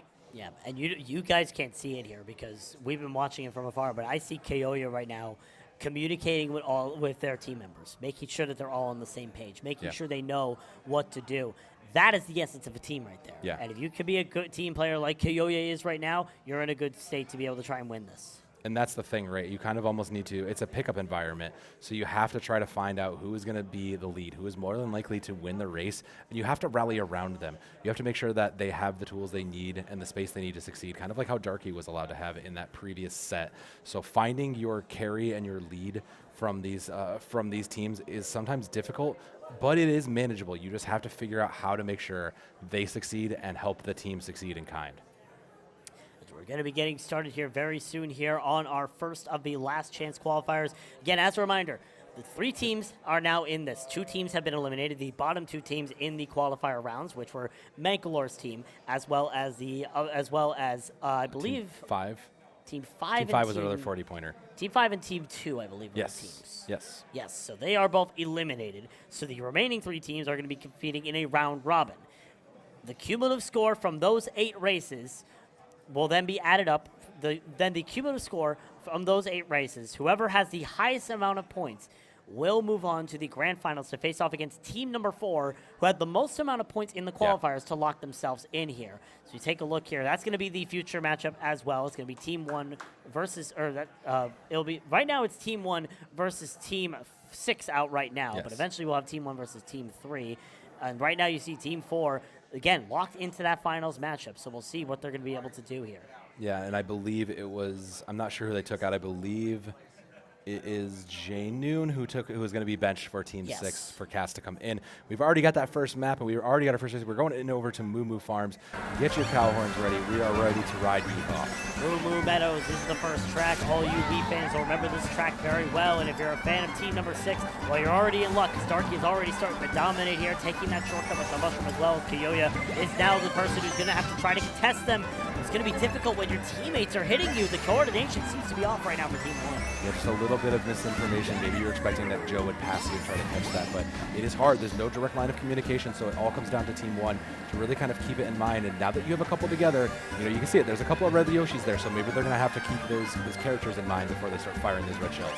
Team 6 right now seems to be scattered. Darky, of course, is all the way at the front. Meanwhile, it is Cass all the way at the back, so they seem to be all over the place. So Team 1 can't take advantage of this if they want to go for that consistency. Again, it's not the winner of this, it's the cumulative score based on your 2 matches in this round robin. So it could just be consistent here and winning the next one if you are team number 1. For team number 6, though, it's just Darky running away. I mean, Darky is the consistent member of Team 6 in that regard, that they are taking first, but it really does have to come down to everybody else. Like you said, if Team 1 can get a consistent 2, 3, 4, that might give them enough points to kind of weigh out over Darky's consistent winning, like you said. And then it starts with Joe with these fireballs here. You're probably going to have to use them. You're sitting in 4th. You're probably going to try to get it, but you are running out of people around you, and that's going to make it even more difficult to get value out of these items. Well, that Darky domination may be in jeopardy right now. Kiyoya had 3 red shells, and Darky had a single coin, and they were unable to protect themselves. Kiyoya is the current leader as they come to the line. Kiyoya is going to disrupt Darky's domination and will take first away on Moo Moo Meadows. Now the question is, how do the rest of these teams look? Because we're waiting for the rest of them to cross, and it is a checkerboard across that finish line of 1 and 6 here. So a pretty even showing from both of these teams. And like you said, Darky, who had been dominant in that game 1, really just kept in check here, and that is a huge change of pace for him. So, now you kind of have to look and say, all right, maybe I can't carry this. Maybe I can't put the backpack on. Maybe I need to look to the rest of my team to and look at how can I support them in coming up the ranks. As we're about to see what the next track is going to be here, we already have that coordination coming out here from team number 1. They all pick Animal Crossing here. Darky's team seems to be the one that's just picking whatever they feel comfortable with because they feel like Darky can dominate in these situations. And as we head over to Animal Crossing, we'll see if Darky's going to be comfortable enough to try and dominate on Team 1's map pick. Mind the villagers, though, because there are a lot of smaller, deterrences and a lot of things that can get in your way. So as long as you are drifting properly and making sure you can avoid those villagers and those crossing parts, it should be relatively simple. I do expect that 1-2 again to show up in the front, and I do expect Darky to have a little bit of a struggle here again across that, especially with those early hits. Yeah, Darky already knocked out early, already falling back to last place, but Animal Crossing Fall is the most interesting of all of them. You'll see these leaf piles scattered around the track. Those can give you mushrooms, which can help propel you across shortcuts or propel you into a better spot if you are lucky enough. So Darky definitely not out of contention yet here. We'll have to see if they're able to keep it up. As I say that, they're actually were in the front. It was Cass who was hit out by that early red shell. Darky now, with Joe following right behind him, taking over those top 2 spots. This is a crucial part for Joe to play here. It has to kind of just protect the president. And you can see it. They have a mushroom, so they're not going to miss it. The snipe from PlayEX doesn't quite hit where you want it to be. So they're going to have to try to get past Joe the old-fashioned way with those wheels and steals. Texas trying to keep themselves in this momentum as they are currently in 3rd, throwing everything out to try and stop Joe in their tracks. But it's going to be themselves that's actually getting hit at the end of the day. Kiyoya will take over that 3rd spot for them as they're trying to chase down Joe with those triple greens. Has the bananas now to pass over Joe and take that 2nd spot away. I mean, a second spot is probably going to be the best case considering. I believe that's, once again, Darky out in front with a huge lead. So, again, we're looking at these 2, 3, 4 spots. And you are seeing Kiyoya slowly get away from that and secure that second spot. We're really going to be looking to the rest of the team now to kind of decide what happens, especially with this blue shell coming out. It's going to hurt, but it's not going to hurt too badly. Darky's going to be hoping for this glider ramp, as if you're on the glider when the blue shell hits, it won't be as bad of a stun as when you're on the ground. They unfortunately hit the ground at the last moment, meaning they get to lose a lot of that speed, and Kiyoya has now caught up. Red shell trailing behind them. Darky, however, has the green Great shell, shot. hits the red shell that Kiyoya was protecting with, and now Kiyoya is trying to get rid of Darky with this drag, trying to defend their position. Another red shell comes, a second one as well. Darky gets 2 red shells in the critical moment, and that's all they need to take Animal Crossing. That is enough to get it through to the end, and it keeps us in a 1-2. So the question looks now to the rest of it. The blue shell doesn't go far, but it does strike Joe out, and Crixus hits them own and costs themselves the spot. That is tragic. They will finish 4th, thankfully. Betrayed Blue right behind them, but that checkerboard is looking a little bit skewed here for team number 6. As they get that victory, they tie up. 1st and 3rd are all tied on the board. These races have been close for these teams, and I expect nothing better considering we're in this qualifying portion. You know, we saw Darky kind of run away with that first opening set, but you know, now we're in the middle races. Now everybody's definitely warmed up and ready to go, and now we're understanding the team elements a little bit better. It's going to be a fight here for both of these teams, and it's going to start back again on this level select. I want to see, you know, the team's cohesion come back again. Let's find a map we all know that we are comfortable on and try to skew it in our favor. You see that track selection, right? Top right corner. Yep, I see it there. It's there. I'm not going to talk about it, but I will laugh if it shows up, because I do think when you talk about wild cards, yeah, you're lucky for now. You escaped for now, Bazzi. It's escape for now. We go to Piranha Plant Slide instead here, which was Cass's track selection here. Joe was the one who's trying to shoot chaos in a team tournament. Anyway, loading into Piranha Plant Slide here. This is a track that can really be a midfield. It's not really a track where you can run away on, but it's also not a track you can really rely on being in the back. You can really be anywhere and still find success on this track. Yeah, there's still a lot of straightaways where it's sometimes just building up speed and making sure you have those 10 coins. Those fundamentals of Mario really will make the difference, even in this pipe section. Yeah, it's a little twisty and turny, and you might get hit like Joe did, but as long as you are using these little corners, these little hops to make sure you get your jump speeds off of and get them tricks off of, you should be okay to build up that speed. Hungry Piranha Plants inbound here on Piranha Plant Slide. Go figure, as Joe is currently in the back battling it out with their Yoshi brethren there. One of them happens to be their teammate in Cass as they go into the pipes here, trying to keep themselves in it. Kiyoya, meanwhile, currently has the lead. Crixus is starting to catch up here on this red Yoshi, trying to stop Darky's reign and keep them away from that lead. They're going to be having those double red shells as well. Darky has to be prepared for this, and they are indeed. They're able to dodge the first one. The second one, meanwhile, they may not have as much luck with. They're going to be redded out here in that pipe section. Crixus now has closed the gap and is keeping Kiyoya away from Darky. This is a significantly closer race, I think, than what we've seen. Finally, we see a little bit of a leader come out from the side of, where's my Rosalina? Thank you. It is Kiyoya who has taken the lead. And again, it's just been that 1-2 for Kiyoya and Darky who have been fighting, but it looks like Kiyoya is going to have it on their tail with only a single defensive item. So if Darky has anything in the fuel tank, this might be the time that they're going to have to get a little bit more defensive. Oh, and the lightning bolt's going to come out as well, which is going to make it a little bit harder here for Kiyoya to get a defensive item. Still, though, Darky's right on their tail. Darky has the opportunity to take this lead away. The question is, do they decide to do it now? Yes, they do. The money's stolen. So is the red shell into the back of Kiyoya. They are having a rough time as lap number 3 begins and Darky starts charging. This is a point where Kiyoya has to make sure they hit every single one of those trips, try to get as little edges as you can and get everything. It's a little bit tougher with the ink in the way, but all these items lending them no help. That horn does not do any good when you have to catch it to someone in front of you. The triple red shells look much better though. Now it's making sure you get timing out of that.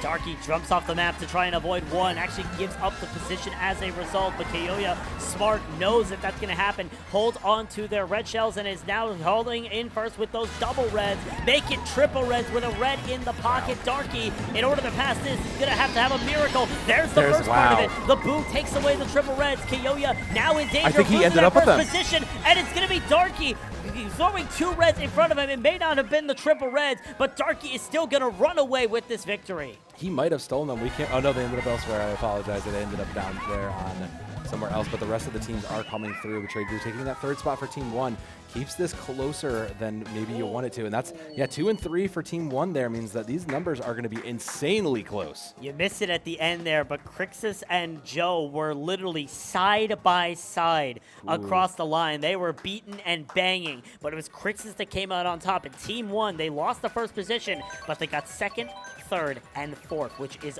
beautiful and a very good opportunity to try and capitalize on the point situation. It comes down now to this last race here, the fourth of this qualifying in the round 1. Again, we're looking for total points here, so every single map will matter. And it looks like they're trying to end on a high note with yet another Rainbow Road. And there's the baby park, I think now.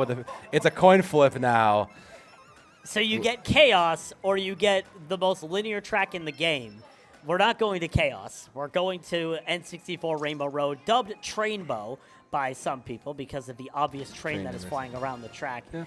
But this is an interesting track. This can work if you are toward the front of the pack. There's no easy shortcuts. Nope. In fact, there's no shortcuts on this track. Nothing. It's good, honest, clean Mario Kart as God and Mr. Miyamoto intended. So we'll come down and see how the rest of these players really keep up to it. And it is, once again, Kiyoyua and Darky leading the way through those. And Darky edging just close enough to get that item and get themselves into the air.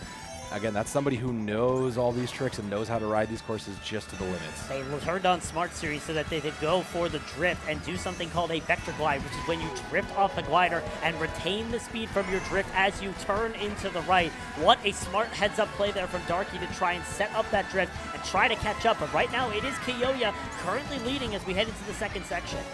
And that's not an easy lead. Like you said, it is a very linear track, but at the same time, you know, there's still no runaway here. It is a little bit difficult. It's going to come down to those items to really set up each other to run away and create space for success here. Cass all the way in the back is going to be relying on those power items to try and help their team out and find Darky in the lead. Kiyoya, meanwhile, loses their lead. Darky able to hit them out with a red shell, it seems. Throws the bomb forward. Darky forced to break and take the wide angle away, closing the gap ever so closely between Kiyoya and Darky here on the final lap. Both of them still within contention of 3 and 4, so a Rogue Lightning Bolt or a Blue Shell could cause a bit of chaos here as the rest of 2, 3, and 4 are lining up behind, still within the sight of that pack of Yoshis, just chasing them down. Kiyoya will throw the red shell, gets another item box, a mushroom and a boomerang. It will have to suffice for now as Darky is running away with this lead. Kiyoya just trying to stop them, but Darky is just Max Verstappen, and we're all racing his race. It'll work for now. The late Blue Shell coming up into Crixus. It's going to hit them, and the question is, does it cost them the race? No, it does not cost them that third spot. So that is a good comeuppance for, again, for Team 1 there. They'll take 2, 3, and 5, and that is a familiar scene for them. We'll have to go to the points because that is a great opening, but it is a tough numbers opening. Definitely a tough numbers opening, but again, Darky is just running away with these 22 races. and 26. Wow. 22 26. Kiyoya and Darky are definitely neck and neck throughout the entirety of this matchup. So still a very good showing here from team number 1, even faced up against the adversity that is Darky and friends. They are still being able to make an impact in this race. Well, one of our teams is going to catch a break as we're going to the round robin segment, so we'll see which team stays off in just a minute. But we'll tabulate those numbers and come up and show what they've gotten eventually here. But we are going to bring in, I believe it is Team 1 staying on, which means that we will see team number 5. Yeah. No. 6? No, it's Team 6. No, Darky was Team 6. Darky's Team 6. Team 3. Team 4. 3. 3. Yeah. I know how to count. I only count to 4. That's fine by me. But we'll have to see what it is. Mushy is going to be, we just got a confirmation, Mushy is going to be sitting out, so it will be another 3v3 coming in. And again, those player rotations, just a normal thing here. You know, unfortunately, we don't have the full 4. We didn't have quite enough for the full 4v4, but that happens, and you know, it's fine. We'll all make it fun memories here in the end, anyways. Yeah, definitely. It is also for the fun, but it's also for some of these amazing prizes that Razer is providing us. Again, the winning team will all get each player on the winning team will get one of these beautiful Razer Viper V2 Pro mice. So there is a little bit of glory on the line right now to win these mice and be able to secure your spot in that. So definitely, it's worth it at the end of the day. Oh yeah, it's worth it. And if nothing else, you got to play like 4 or 5 hours of Mario Kart. That's a pretty winning situation too. Maybe you learned some new tricks. I didn't know what was going on. You explained that perfectly because I didn't really understand. I saw the menu flip and I was like, what is he doing? He must be hitting some buttons. No, the fact that that's a trick that exists is It's something I never knew. And here's a look at where those points tallied. And you can see it. There are 2 in that top 3, Kyoyo and Crixus coming in at 22 and 19. That could be a difference maker here in the second chance qualifiers. We talked about Darky running away with it, but if the rest of your team doesn't pull their weight, there is a bit of a problem. Yeah, definitely. It's going to come down to how many points, again, cumulative here. You're obviously going to see Team 1 has the advantage of 46. That's just because they already played. Team 6, meanwhile, has 42 in their bag. So now they get to wait to try and play this team, after Team 1 has played them.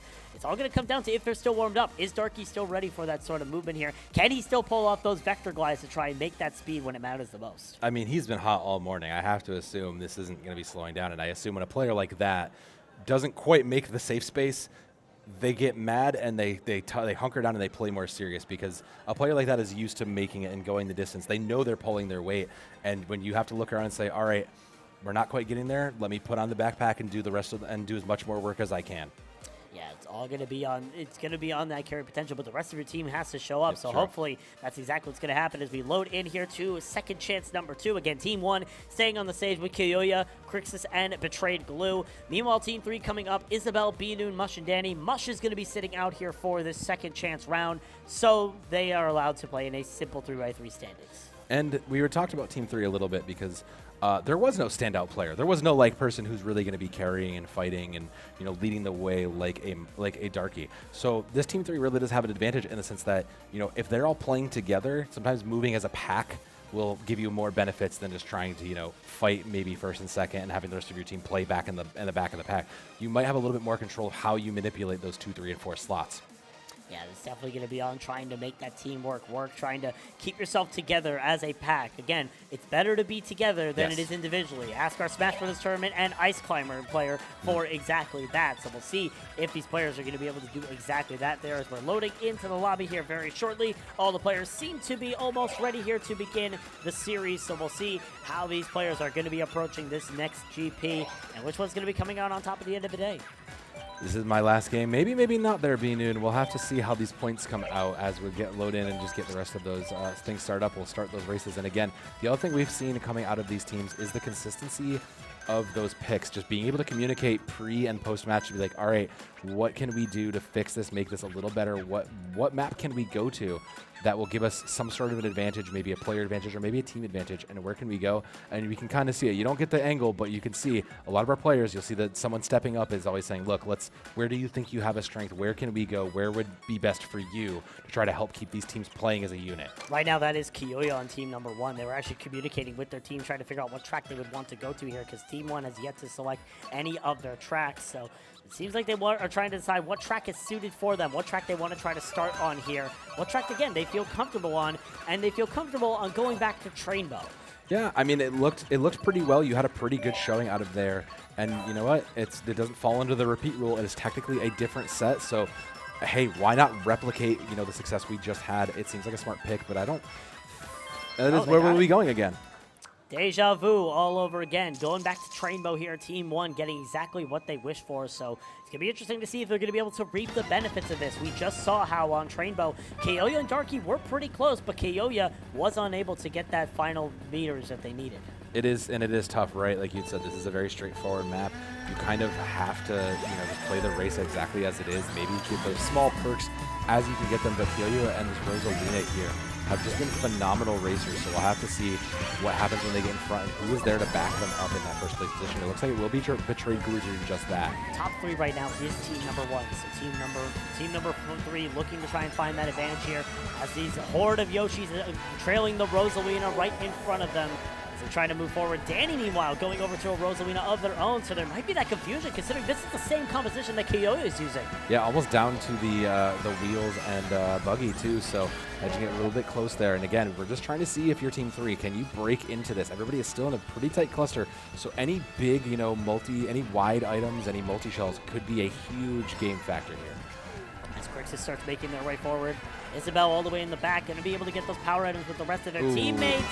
But those power items can only be useful if you're staying on the Rainbow Road surface. A lightning bolt actually comes in, and there is a shock dodge in the pack. Thankfully for Kiyoya, it is their teammate Betrayed Blue who is approaching their location. But now the final section is initiated here on N64 Rainbow Road. We'll see if Team 1 is able to keep this 1-2-3 power. And they're doing pretty well. It's hard to see, but there is a little bit of space between those top 3. And it looks like it is coming into those top 3 of Team 1.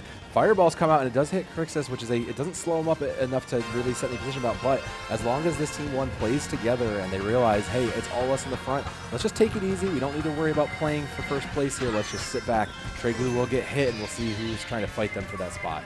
Trade Glue going to get hit again here. It seems like they're getting hit by that Rosalina right behind them. It doesn't matter, though. They're still going to finish in 3rd. Their teammate, however, no, their teammate was actually in front of them. So it's 1-2-3 for team number 1. Early start. Good one. Let's remember, this is the team that just came off. They were on stage in that previous set, so this is a hot team coming off a cold team right now. So that might be a factor in all of this, especially considering we just played a map that they had been successful on prior, but a good showing. They really want to make sure they can get into that qualifying segment, and it is total points, Bowsy. So every single top 3, as many people as you can get as high as you can, is relevant.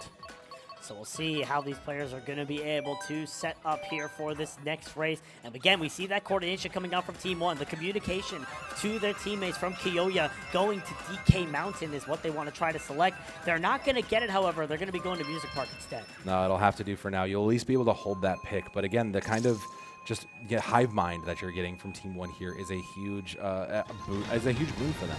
Being able to just decide, all right, we want to go to one particular map, we want to play one space, we all got to think together and play together. And that's how you get that 1-2-3 together too, is to keep yourselves on the same mind and idea. As we begin here on Music Park, we'll see what Team 1 is able to do. Ooh, a burnout there from Crixus, forcing them all the way to the back here. Could be detrimental. But for now, we'll have to see if they're going to be able to catch back up with those power items. It's going to have to do for now, considering it's still very tight in the pack, and considering there are a lot of shortcuts, and we see a couple people get hit by those piranha plants as well, means that it is still fairly easy to sneak into that 2 spot, even with the Rosalina out in front. Yeah, definitely. Those head bopping piranha plants can really hurt if you're not careful about them.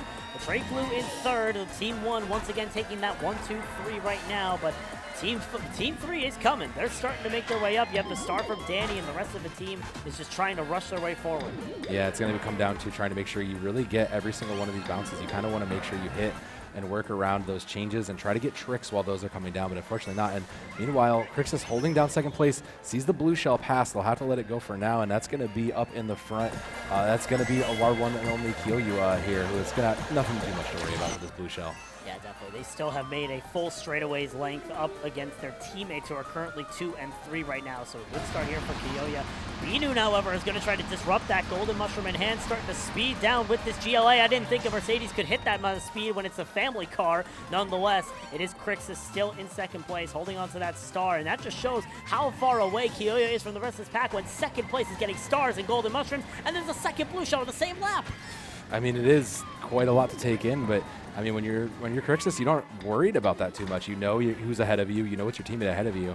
Yeah, you can't really do much to help them, but do they really need the help? Your job right now is just to secure your own 2nd place, considering 1st place is on lockdown.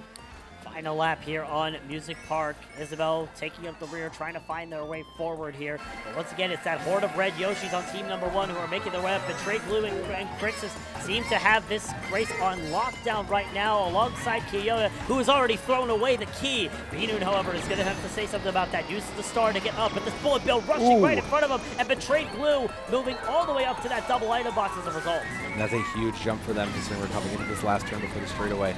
We'll have to fight between 2nd and 3rd here, and it might just be a 1-2-3 for the side of Team 1. Nice and easy. A very late red shell, and unfortunately gets hit and is stuck behind that. Means that their position might be in peril. Yeah, that is a killer note there for Betrayed Glue. They do, however, only fall back to 3rd, as their teammate Crixus is going to be able to take that 2nd place. Betrayed Glue, nothing in their sights, no one in front of them. They're going to be taking that 3rd, and Team 3 once again on the back of another 1-2-3 from Team 1. Yeah, it is a tough spot to be in. Team 1, again, had been playing previously, already warmed up, and they seem to have found their stride here coming into this. So when you look at this qualifying segment, they are just racking up points to kind of bring it home for now. So just again, over the halfway point of this 2nd qualifying segment, the round robin, they're showing their dominance here, and they're showing their teamwork come to life. Dominance. Yeah, Dominance is indeed being asserted here from this team, so we'll see if they're able to keep it up. They're deciding to go to DK Mountain here, and you know what? We're halfway through this round robin. How's the crowd doing out there?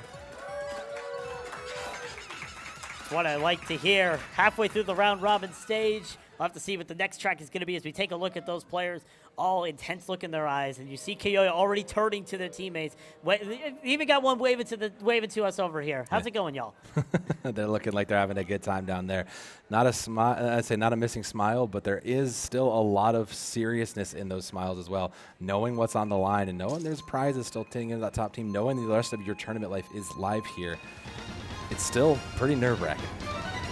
Start here on the third race. It's a DK course, but not the DK course that Team 1 was hoping for. They're instead going to DK Jungle here.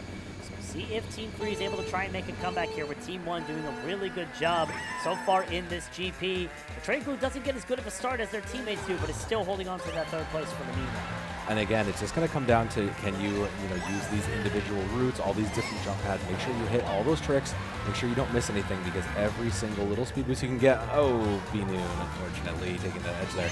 And I don't know if that was a back one or if that was a forward one, but that rogue red shell just upset a lot of players. Again, making sure you hit all these jumps and making sure you stay on the track is paramount on a course like this. It was a backspam red shell from first place. Crixus is the one using those red shells, keep throwing them backwards because their teammate is in first. Why would you hold on to a red shell if your teammate is already winning this race? You're just meant to be the bodyguard at this point. Crixus going to be throwing those red shells back, has triple mushrooms to try and catch up if they wanted to try and contest Kiyoya.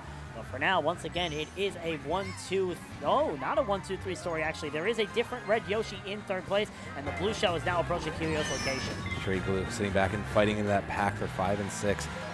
The red shell is going to land. We'll have to see if it really makes a difference because there is such a gap between that first. But again, looking at this 3, 4, 5 spot is where it's going to matter because right now 1 and 2 are running away with it. So for Team 3, the best shot is just to try to get as close to we can to those 3, 4, 5 spots. And maybe we'll catch some of those lucky items that'll help bump us into the second.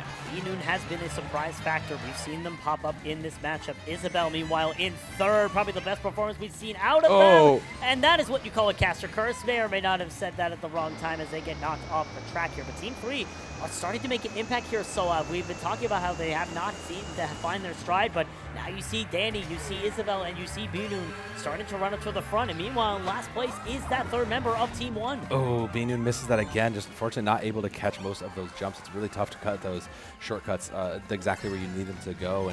And now it gets even harder when you look at the gap between the first 2 places of Crixus and I believe that is Kiyoya. So it's going to be tough again. You're just kind of playing for the points here. You have one more round ahead of you if you're Team 3, so you might as well just try and get as many points as you can. That's your best case to keep yourself qualified. It is a runaway job here from Kiyoya, running all the way. And I talked about how Betrayed Blue was so far back. They found a bullet bill and have found themselves in third place, running away from the competition. Yet again, Team 3 having so many struggles catching up as Betrayed Blue is running away, betraying every single speed law in the book. You can't see it right now, but considering Kiyoya has already finished, he's already stepping up to making sure and watch his team, just making sure, look, I want to make sure my team is playing with their best and I want to give them the support. That's what I love to see out of a team play like this. You might not have known them when you started, but you bond through this and you get to be that close. You have to support each other and encourage each other in these tough moments like this, and that's how you get rewarded with great plays and great come-ups like this 1, 2, 3. Can we talk about that weird last turn there for Betrayed? Yeah, they had the golden mushroom. We're starting this before, but they have smart steering enabled. So instead of flying off a track, the game's like, no, you got to turn this way. Yeah. And they went all the way to the left, back onto the track. That is the glory of smart steering, and it's good for those people that are not familiar with the tracks. It can keep you on the track and make it so that you can prevent you from falling off. Sometimes you don't realize it, but the accessibility features that are added in to make the game more fun, more flowing, and to make sure everybody has a good time when you're playing games with your friends. It's sometimes you realize it at the high level how they can almost be either good or unnecessary for you. But for here in the last race of this GP, it doesn't matter how you race as long as you give it your all. Especially if you are Team 3, who at this point, they need as many points as they can get right now. They're going to be facing up against Team 6 next, so it's going to be a tough road ahead of them. But as we see the tracks loading in here, we see some interesting picks. Coconut Mall being the pick here from the side of team number 1. Actually, 4 people choosing Coconut Mall here. There's a Coconut Mall fandom here. Unfortunately, we're flying away from that. No, we are not going to the mall. We'll see ourselves to the airport instead.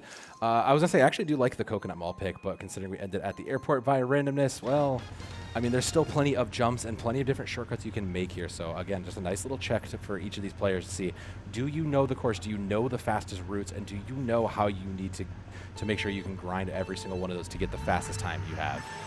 Load over here to Sunshine Airport, the final race of this GP and the final race for Team 1's round robins. Noon trying to make their way forward. Again, we've talked about that they have been a silent factor here for team number 3. They've consistently been toward these top positions, but just can't seem to crack the top 2 yet. It's very hard when you look at these top 2. I mean, you have Kiyoyo, who's been just a dominant force, just driving like a phenom, and then Crixus, who, again, similar to Binoon, has been playing very, very well. When they get a good start and they're able to capitalize on it, they end up in the second, and they've been playing their part as a support to the carry lead very well. Danny now, meanwhile, in 5th place, trying to find their stride yet again. It's been a difficult road here for Team 3, but they're trying to make the most out of all of it here. It's still Kiyoya all the way at the front. The first bullet bill is popped here by Danny, who's going to be shooting right through this airport. They are late to their flight, and they're going to try to pass everyone to get there. And they'll manage to pull themselves into second, and that is, again, probably the best spot you're going to be in. It's going to be tough. You have to remember to drift and not overshoot those turns.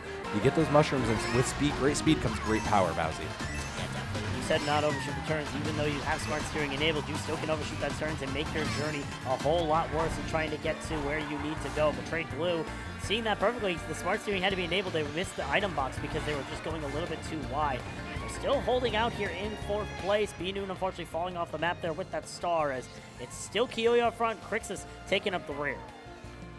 For now, anyways, at least a second place that's slightly contested is still pretty good. Again, if you're team 1, you're pretty content. You know you've been racking up these top 3 slots, so you're feeling pretty good, but you'd like to close it out on a high note like this, and Crixus is making sure they can do that by power stealing through all of those, and a great trick to land off a great run. That's what you need to be doing. You need to make sure you get full value out of your items, and make sure you hit those tricks whenever they pop. As they steal money from their teammate out in front, Kiyoya has probably the best combination of items you can find. A green shell and a bubble. The only thing that's better is a green shell and a super horn, but you have one tool to protect and another one to stop anybody from coming near you. Unfortunately, I mentioned green shell and super horn would be a good item combination. Here comes that blue shell, but Kiyoya is just running way too far away for it to mean anything, as they will cement a victory here on Sunshine Airport. Betrayed Blue in 5th. Meanwhile, Team 3 starting to get those points added up, especially with 2 of them being in front of Team 1's player. I mean, that's the best case you can hope for, right? We will finally see one more sneak into the 3rd and 4th, and Binoon just unfortunately miss. Sometimes you just overshoot those shots with it, and you're just looking like a ping pong ball. Instead, the late bullet bill to sneak it in forces Binoon to 5th as well. And it's, you see it 1 and 2 are 1st place again, but that has been the familiar scene all day here. Top 3 for our Team 1, and I mean, that is a good showing. When you talk about a good qualifier, you want to talk about those claps well deserved. When you talk about a good qualifying segment for Team 1, they'll get a break here, and they'll have their total points. So I assume they're feeling pretty confident going into this qualifier that they are going to be succeeding and going on. The bar is set here for team number 1 to now have now the bar is set. The question is, can team number 6 or team number 3 in this next round robin get as many points, if not more, than team 1 and lock themselves into that grand finals? Again, the top team the top cumulative points at the end of this round robin moves on to the finals up against team number 4. So it's going to be interesting to see what these teams are able to do, especially as the numbers start going up and the intensity gets even higher. Yeah, we'll get a look at those numbers there. 109 for 3 players. Then that's both of theirs. But that's the bar we have to set out from those 2 rounds. 109. Meanwhile, Team 3 at 25. Yeah, that was a tough opener. So they have their halfway point. They need to make up 75 if they want to and more. Meanwhile, Team 6 is sitting at 42, so they have to make up 60. There is quite a points gap that needs to get cleared between these next sets of players that need to go. So an incredibly high bar set from team number 1. That is a difficult mountain to climb for the rest of these teams to kind of pull it up from. Especially when Team 6 only got 42 in their set, so it's going to be difficult here for team number 6, as we're going to be loading back in with 3 players here. Yes, Team 6 and Team 3 do have 4 players each, but for consistency's sake and to make sure that we're not messing up the points too much, 3 players are playing in this set, so that all 4 in the event that all 4 are on, it's gonna be a little bit different. Yeah. Cass will be taking the bench for Team 6, which means we will see them coming in, and Mush will be coming in for Isabel on the other side. So, again, just getting those player rotations in. Both of those players had a great run, but you have to know that, if you're just not having a good run, if your sets haven't been great, you have to know that, like, maybe you have to do the humble thing and just take a step back and let your carries carry and your good supports come in. Just the way of Mario Kart, man. That's any team game. Yeah, definitely. That is the way of Mario Kart, just being able to identify that teams. Also, shout out to Mankler, who's helping out all the production, making sure everything is set here in the lobbies. Hi, Mank. Hello. Good. Thank you for setting up all the lobbies and making sure everything works. Absolutely a hero behavior from Mankler, one of the crowd favorites here today. But even when he's eliminated, he's still he's still like joyous, and he's keeping everything content. Oh no! Oh God, he's going. Oh, Oh God, no. big Mankler. Oh no!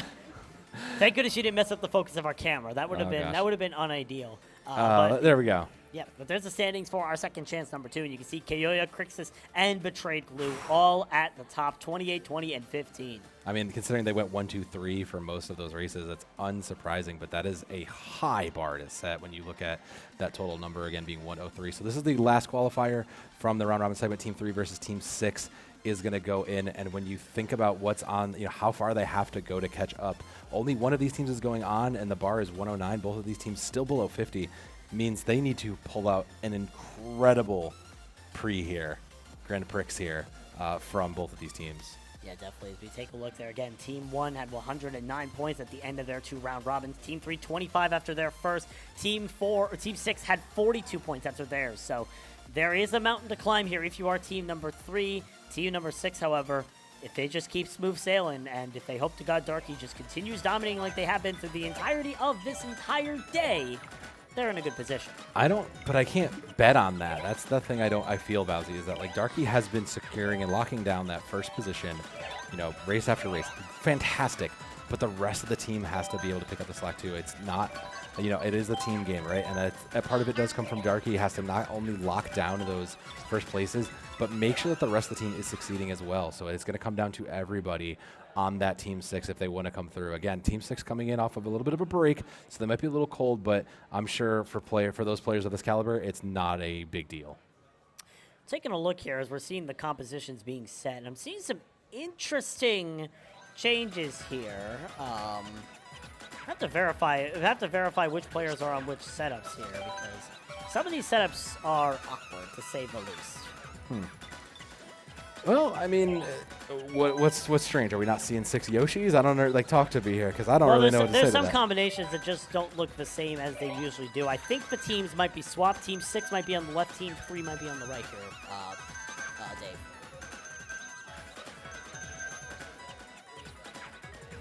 As Mankler has confirmed, 6 is the first 3, 3 is the other 3. So Baited. Flip the 3s and the 6s on your display, and that's the order that you're actually in. There we go. We got it sorted for you now, so you don't have to flip it at all. So shout out to Dave, our producer, for helping make all of these changes on the fly. Hey. That's his one word over the next 5 minutes. That's all he gets. He gets another one. We stole all the words. Oh. Oh. Kart go fast. Yes. Kart go noom. Kart go noom. Kart go zoom zoom. Kart go ver, as they say. As we say in the business, carts do go ver. Go fast. Race car go wee. But it looks like we have our first place, and we will be going into a boom manor. So, again, a smaller, one of those indoor buildings, always a little bit tougher because you are safe from falling off. But those walls and those tight turns really can be contested here. They can be tough. So if you start smashing into walls, usually you don't just hit one. Usually they'll spin you out and hit a second. So really going to have to keep an eye on these players. You have a little bit of an outside section, which means there's a lot of places for these random things like the shells and the bananas to really mess up your day.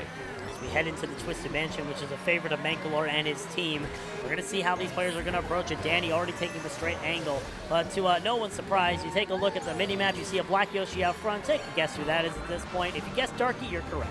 I mean, that is the spot to be in for now, and that's where we expected Darky to be, but the question isn't necessarily where he's going to be. It's going to be where is the rest of the team, and it's still fighting through the pack here, and Danny in 5th is trying to make sure that the rest of Team 6 does not get into those spots, even though there's some catching up to do there.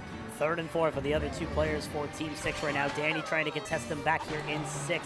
You have B-Noon, however, double red shells in 2nd place, trying to make their move here for team number 3. They hit the hammer, however, starting to veer off the track a little bit as Joe's going to be taking that 2nd place away.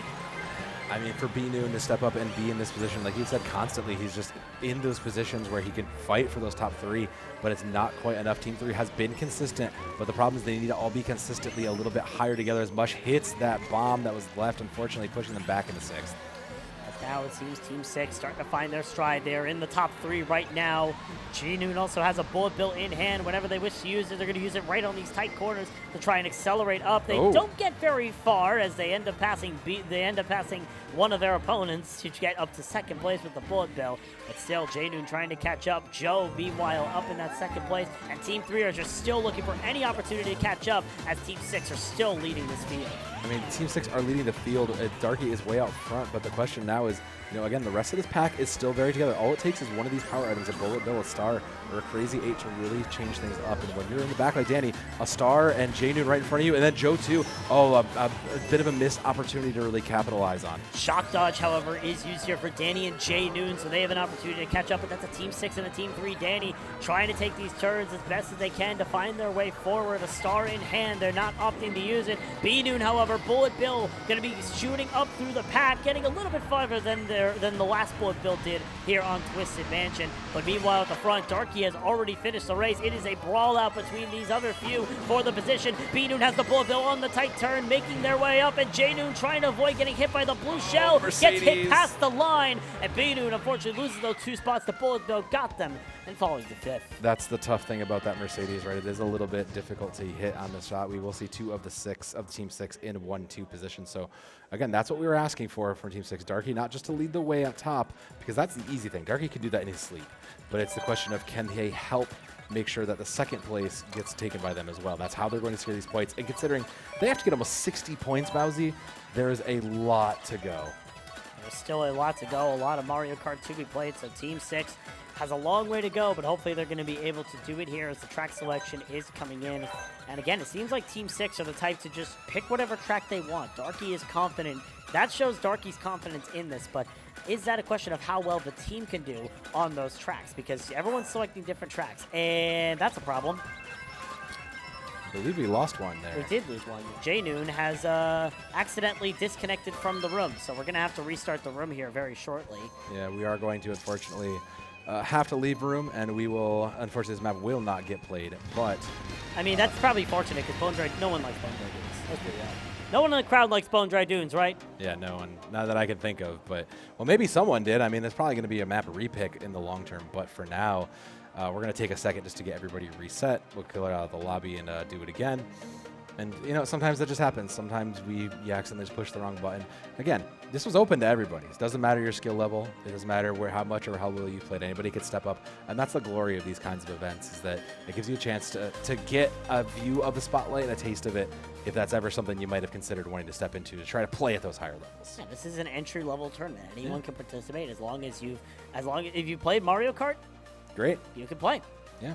Don't matter. You bring your Switch, great. You don't bring your Switch, great. You're used to playing on Joy-Cons, doesn't matter. Here's a headphones, get in there, champ. We're going to do great. And I mean, for the most part, every single player today, from the teams that have made it to the teams that have been eliminated, has played incredibly well. This is not an easy field, even for an entry-level tournament. I was discussing it last night. It's crazy to see the level of competition for Mario Kart here in Stamford. It's been a phenomenal thing to be a part of. It definitely is. We're waiting to see all these players get back into the room here, so we'll begin race number 2. Again, first race still counts. The points will still count for that. We do keep track of all the points as much as we can. Usually whenever you see these LAN tournaments, everyone will take a screenshot after every single race so that they can keep track of the points in the instance that someone happens to DC for whatever reason. So, that potential is there. We are always prepared for that sort of stuff here at LAN tournaments. Worst comes to worst, we look at the VODs because we do have this being streamed, and anyone can keep track of anything. Yep, so you heard it, chat. You're now in charge. Twitch chat, you're in charge of all the points. It's a very dangerous job, but we trust you with it. Make sure you are tracking. Yell all those points out. Type them as many times as you can so we know exactly who had what. That was not my intention of saying that. Please do not listen to Soav. He is clueless on the situation. Regardless It's true. Welcome to your first Mario Kart casting. Yeah. Anyway, we got back into the lobby. Everyone's starting to reselect their tracks here, so we'll see what the track selection is going to be. If it's going to be a very similar selection to what we just saw, or if they're going to try to select something different. Yeah, I don't imagine we're going to change too much. If we wanted that track, I don't see why we would swap out now. I don't imagine we would do anything incredibly different. But it's just it's just back to basics here if we can. So, get back into it and we'll recover those numbers. We'll have it all. There's still 3 more races to go. So still plenty of chance for both of these teams to try to get closer to that 109 point. It's all going to come down to those points as you keep going up, as Toad Harbor is instead the next selection. We go from the desert to the sunny beaches of San Francisco, California. I mean, it sounds nice here. It's a little bit rainy and overcast here in Stamford, Connecticut, but it's a beautiful sight for all of these racers, for all these various Yoshis to run around in. And considering every single point matters, it's going to be difficult. You're going to have to make sure you're pathing and taking your correct paths. Yeah, that shortcut looks a little enticing in the middle, but if you aren't set for it, if you aren't cutting all those ledges and you aren't hitting tricks on all those jumps, you will fall right behind. Joe's going to be taking the jumps here, going to be taking early lead as Darky seems to have lost a little bit of their rhythm so far. So Team 6 still in the lead, but it's not the usual Black Yoshi on the Teddy Buggy that it is until Darky comes in on the inside, takes the tire line, and takes away that lead. Joe getting redded out as well means Darky is going to seemingly keep this lead for their own company. For now. I mean, we are used to Darky kind of stepping and running away from it all, but it'll have to be for now. I mean, now the question again falls into what happens to 2, 3, and 4, because as you get off this vertical wall segment, it is going to kind of, the pack's still there. So any of these kinds of triple items or anything that can get away, like that beautiful triple shell coming to Joe here, could make a difference in the longer runs. And again, since their teammate is in front, they're just going to play bodyguard here, not willing to try and use those on Darky instead. Protect Darky from the rest of the pack, who is currently battling it out here. J-Noon, the 3rd member of Team 6, unfortunately in 6th right now, as Team 3 are starting to make a charge. For now, but every single point that you put in here from Team 6, you do start to steal away, and that's kind of one of the other things that could happen here is, you might just steal the upset and you might just keep them from it. This might be less a game of you going on. It might be more of denying the other team as the bullet bills and tandem just get sent out. Inu now on a different combination, looking something almost out of Mario Kart 7 or a very souped up for his 80s with those monster tires and the W25 Silver Arrow. Now it's starting to fall back a little bit after taking that anti-gravity section here. Still really just a battle between these middling positions. B-Noon going to be using the bullet bill to try and catch up to the rest of the pack, and it's going to hit J-Noon on the way out. That's it's going to be talks about that. I say that's going to be a fun car ride home later today. But, I mean, you mentioned it, but B-Noon making those swaps is something you have to be able to do as a player, right? You have to acknowledge, look, something's not really going my way as they'll pop another bullet. You have to figure out what that is, and you have to make those changes. Sometimes it's a wholesale car change. Sometimes it's just something as simple as tires. But finding those changes and getting you second will, and it's paying off for them. That's kind of the difference here, right? Is it's making off and it's getting them in that second slot. Minu now up to 2nd place, taking that anti-gravity section there, racing up against Joe right now, who is right next to them in 3rd. And it's still a back and forth affair. B-Noon looking to try and pass out Joe. Joe only has 1 green shell. B-Noon gets hit with the back spam green shell, tries to take the shortcut, runs into the building, and those buildings have very strong walls keeping you away from the entrance. And B-Noon is going to have to settle for a 4th place at the end of the day. Meanwhile, for Team 6, 1, 2, 3. That is a bit of an unfortunate turn of face, and B-Noon fought so hard, tooth and nail, to try to get those, but unfortunately, sometimes, like I had said, sometimes you just think you need to take the shortcut, sometimes the path feels right, and you try to force it, but, at this point in the game, you can't force it. If you don't have it available, you have to try to play maybe what's the safest option, and I believe this is map 3 here, so there will be 2 more. We're over the halfway point of this last qualifying section. Again, 104 points is the number to beat to qualify, and without really too much of information, it's going to be, I'll say it'll be tough to tell. I see a baby park, but no, we will be going to F-Zero. Excuse me. Mute City is the pick. So, F-Zero track, very fast. Yeah. Definitely is difficult to really get some momentum if you get able to get up to the front. So, It'll be interesting to see how these two teams are able to make use of F-Zero to their advantage. You have to remember, though, and this is one of those odd ones that if you want to get coins, they're not just scattered about. You do have to hit those power-up bars, a la F-Zero itself. So if you played the level, if you tested it before, you know that's where you need to be. You can still find them in coins, but just some of those smaller kind of niche things that maybe you're thinking about, or maybe not thinking about, is going to have to be. And not so much as getting all these boosts like Darky is, making sure every boost you get is so powerful like this. Still leading this pack. Joe right behind them. Seems to be a little bit of deja vu as what we saw to the last series where it was 2 Team 1 members always at the front. Joe, however, is going to get redded out, and the star tower of Mush is starting to come in. Mush subbing in this map. I believe the first time we've seen them play here today. So they are coming in a very interesting situation, and they're going to be redding your teammate. That's, that's not a good way to advocate for being a team player. Well, to be fair, it was kind of caught up in the pack, so it was sent with a little bit of insecurity to them, so I'll give them a pass on that.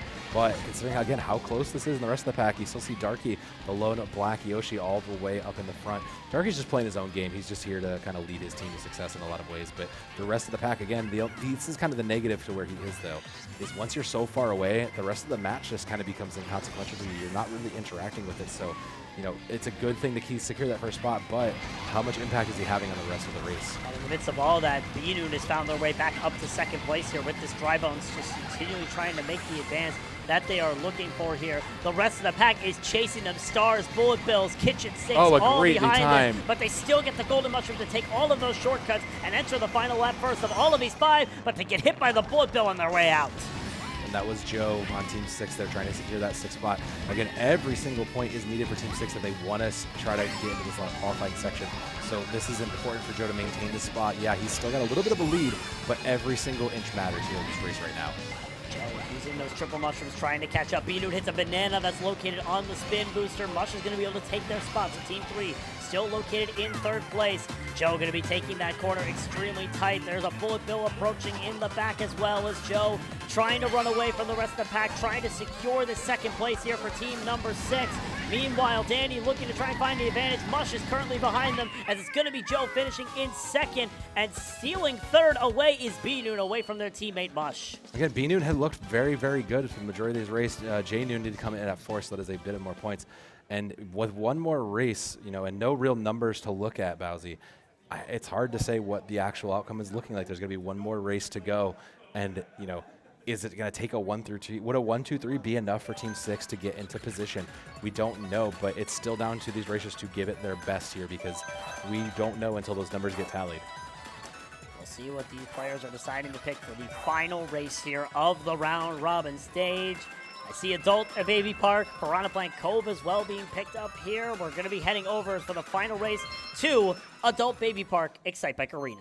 Don't you talk about my son, me or my Adult Baby Park son like that, Bowsy. It is a perfectly respectable race that just happens to feel and look just like a NASCAR circle. There's still plenty of things to be aware of. You still have to power on those turns. Yeah, it feels and looks like it's just an easy, you know, track back and forth, but every jump becomes significantly more important. Every trick becomes significantly more important, and every use of those items becomes significantly more important. Your pathing becomes so much more crucial. It might appear boring, but there's still a lot of importance in this track itself. Team 6 looking to try and lock their spot in the grand finals. Team 3 looking for any hope to try and get a little bit more points. Right now, it once again is that Black Yoshi duo of Darky and Joe all the way at the front, but the rest of the pack is finagling for position here. Danny back and forth, going to be throwing that green shell forward as J-Noon currently takes over the top 3 here for Team 6. And again, 1, 2, 3 is what Team 6 needs if they are going to stand a chance of surviving and clearing that 109 bar here. You know, you'll see Joe just get a little bump. Okay, that's Darky. Okay, I don't need to try to drag them. Let's set ourselves up for success here. Some great team play coming out of the 2 members of Team 6. We still do not know how many points Team 6 has compared to how many Team 1 has. We will know at the end of the GP. B-Noon is going to try to sabotage those chances. Is starting to catch up here. Is in 3rd place currently. Still trying to chase down their team. They're trying to chase down those opponents on Team 6. I mean, the gap is still slowly widening. You can kind of see it not nearly as tight-knit. Roosevelt Bananas managed to dodge themselves, so hopefully it gets to someone and try to clear up that 3rd and 4th spots for themselves. Looks like nobody dodged now. The Bullet Bill coming in from the back end means that this pack just got a little bit tighter, so those 2, 3, and 4 spots may be in contention here. Binoon runs right across the grass, almost like it's Mario Kart 7. The final lap begins for the two Black Yoshis in the front. Joe currently looking like they want to try to catch up to their teammate in Darky, who has been dominant throughout every single race they've been. They have lost pretty much all but they've won pretty much all but one race in the entirety of this day here. Yeah. So they are in a dominant streak. Joe double red shells, back spams to both. It's Binoon who's the star, but they hit one of Binoon's bananas from the lap before, and that spot is taken away. That is a huge comeuppance for Binoon. Yeah, you may not, maybe you kind of threw it out and just hoped for the best, but it did work out in your end. You're holding that second position, but this item is going to be crucial, fighting for that second slot. They get a mushroom out, and that might be enough to power them through. It's going to be enough to power them through. The red shell chasing them, however, they get hit right in the line, and Joe steals it away. So close for Binoon, trying to get that second place, but just doesn't get it in time. But still, such a valiant effort for Team 3 at the end of the day. Just an unfortunate ending for Binoon there. Yeah, well, unfortunate might be the word for several of these teams, because now we got to tally up some points, and we're going to decide which of these three teams that you just saw for the last hour or so is going to go on and play in that grand final spot. That was the last minute qualified player, so we'll lose a few more at the end of this. But again, 109 is that bar to beat, and I mean, that's still a very high bar, nigh an Olympic bar in some ways, because those two, considering 3 and 6, were very close. I don't know that either team really. I don't know what team might have run away to come close enough for it. Yeah, definitely. I mean, Team 3 definitely looked more content up against Team 6 than Team 1 than they did against Team 1. So Team 3 may have chipped away at that lead. Yes, Team 6 came out of that first round robin against Team 1 in the advantage. But if those points are chipped away, every single win can matter here. As we take a look, Team 3 going to be coming out here with 48 points total there. Unfortunately, not enough to move on. 85. Team 6, 85 points. The chipping mattered, which means that Team 1 will be moving on to the grand finals here, up against team number 4. It is a tough spot to be. We've got our few teams set for our grand finals lobbies. And, I mean, kudos and condolences to all the players that made it and have gone on. It has been a long day of Mario Karting, but we still have more incredible action ahead as we're going to get our teams ready for this grand segment. Bowsy, I mean, we've seen quite a lot of different things. We've seen Kiyoya come through and kind of lead that team, and I think that's a factor that going into these last segments is going to be a really difference here. You saw Kiyoya take the lead. You know, you couldn't really see it on screen, unfortunately, but we were able to see him, you know, stepping up, being that leader position and really helping, you know, guide the team to success, sharing that knowledge down, and that's what needs to happen in this kind of an event. You need to step up if you are the most experienced player and share that knowledge down the ladder so all of your team succeeds. Getting the team set up here again. It's going to be Team 1 versus Team 4 here at the end of the day. And the most interesting part about all of this is we talked about like the amount of power we saw yesterday.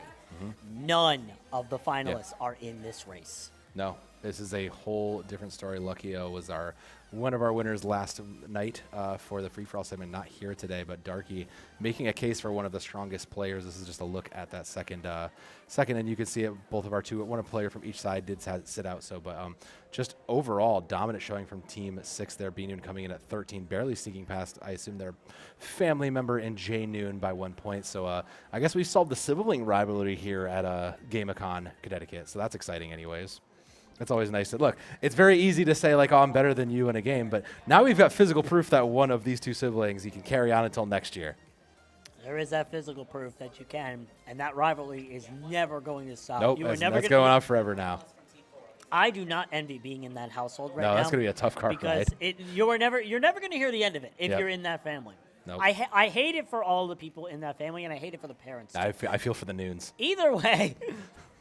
Either way, we got the players up on stage, about ready to play here in the grand finals. Unfortunately, because there are only 3 people, it is going to be a 6-person grand finals. Yep. Which means that Team 4, with how well they did, had to bench one of their players. And that is a tough spot to be in if you are Team 4. You know, you have your lead point in Jinja the Ninja, who did very well, but like it's just a question of, you know, when you come to this point, who do you really sit out? Who's not feeling like they can contribute, or who maybe is just like, you know what, I don't know that I'm going to be in the best spot. It's a tough spot especially after sitting for so long. You know, you had to sit through 2 sets of those qualifiers. So, you know, it's going to be a big question mark. Sorry, 3 sets of qualifiers. You're correct. Sorry, counting is still hard here in the second of day. We've seen so many numbers come and go, and but we will see who is in those finals as we see Team 4 versus Team 3. And it's hard not to look at these top two here, Jinja and Kyoya. They have both been the leads for their team, and Kyoya has been leading his team very effectively. Like I said earlier, it's impressive to see him get up and just stand and lead the team and try to rally the team like that. That is that kind of leadership that you love to see, not only within an event like this, but also within the greater esport of Mario Kart here. And the most interesting part about this is we've been playing 4 race sets this entire time. Yep, Double that's that. more. That's how much we're playing. We're playing 8 races here in the grand finals, which means there's a lot more pressure on the line. There's a lot more opportunity to make this race even closer as the races go on. Like you said, it's a lot of it does give a lot more pressure to does allow for this to go on a little bit longer, but it makes those mistakes a little bit more forgivable. And I think Prod is going to yell some words. Yeah, definitely. It's going to be interesting to see how these players are able to compete on the stage as they're getting set up. While we're waiting for them to set up, crowd, are you ready for the grand finals? There we go. Yeah, that's what we're talking about. It's been Gotta a love long that day crowd. here at GameACon in Sanford, but the crowd is still with us. We're still hype, and you can still see that there is still plenty of metal still within these players as they're getting set up here. And it is a tough, the remaining squad is tough here, and we're going to see even more Yoshis of varying color and skill as this is. So again, I'm looking at those two leads to not only step in and lead in the races, but also lead their teams, because both of them have to rally the troops here to try to get to those first place positions to prize out. Jinja already is talking to their teammates, making sure everyone knows, everyone is on the right page, and we've seen Kyoya be that lead for team number 1. So there is no better example of how these teams are relying on their leaders to help them succeed, because if it weren't for them, they wouldn't be in the position that they are right now. Yeah, and you can see it. You love the camaraderie from these players. Again, it's been a long road and a long team, but you made some fast friends here, and that's what you have to rely on. So with that point reset, like you said, it's 8 rounds. Now with point reset, we are going to find out in this segment who is truly coming out on top. As we're loading in here to the final set of GP's 8 races here to determine a champion of the group stage here for the PlayEX Arena Mario Kart 8 Deluxe 4v4 tournament at GameACon East 2024. And for the first time, or it seems for a while now, we see both teams picking different tracks. Yeah, we get that coin flip here, both Toad-based coin flips, interestingly enough. But that's the cohesion we were looking to see at this point. We were all deciding, look, we need to figure out what map is going to be best for not just our individual players, but our teams as well. And with Kyoya in that number 1 spot, I expect him to see them there pretty frequently, too, on this map. About to start on Toad Circuit. For the first race of this GP, Kyoya trying to lead the charge for team number 1, while team number 4 trying to make their way to the front. For now, at least until we get the crowd to separate a little bit here. And you can already see one has falling back a little bit in the way, but there's still plenty of space to go. It's going to come down to these opening shots as Jinja and Kyoya have just, still neck and neck here through all of this. Right, Crixus meanwhile looking on as it's going to be one member from Team 4. That's Christina falling a little bit by the wayside. Kyoya catching up to Jinja, trying to bait them out. And once again, you talked about at the start here, Salab. It's those top 2, Jinja and Kyoya, who are battling it out. These are who we expected to see the leads, but now the question is who's going to take up those 3rd and 4th spots, because those are those protector and defender spots, and those are the things that can help a Nave. Jinja did hit the jump, and that gives him a little bit more space. You can see the drifting coming through from Jinja, just giving him a little bit more speed, trying to separate that gap. But the mushrooms are here for Kyoya to give them to cut that gap short. Using those red shells as well, just pelting them toward Jinja. And now Jinja loses one of their protection items to the Ghost. It's going to be Kyoya now battling side by side with them. Matt was the one who stole it away. A little bit of unfair team play, sacrificing Jinja's lead as we enter the final lap. There's still time though, and with only a slight lead for first place, it's still very doable to make a comeback here. The rest of the pack is still hanging in, and even that bullet bill closing the gap there means that this is still a very open race here, Bowsy. Christina is going to be moving up through the pack. Betrayed Blue now falling back to 6th place, trying to make an advance. They have triple mushrooms in their pocket. They have to be careful of that triple green right in front. Jinja's going to be finishing out in 1st. Kyoya right behind them in 2nd. And Kyoya actually hit one of the Team 4 members with one of their green shells, so it's going to give a little bit of a buffer here for Team 1. Team 1 coming out a little bit of the best there in the 2 and 3 spot. But again, we saw this with Team 6, right? You can just take that first slot, but if the rest of the team doesn't quite come out on top, you're still going to start losing points here, and you might see yourself fall out. So still plenty to do here as it's coming in. And again, this first of 8, there are still plenty of races ahead. So plenty of time to course correct and plenty of time to decide where our next coin flip takes us. Yeah, definitely. The coin flip now, once again, still Toad Harbor. Now Mushroom Gorge being the one for team number 4. Team number 4.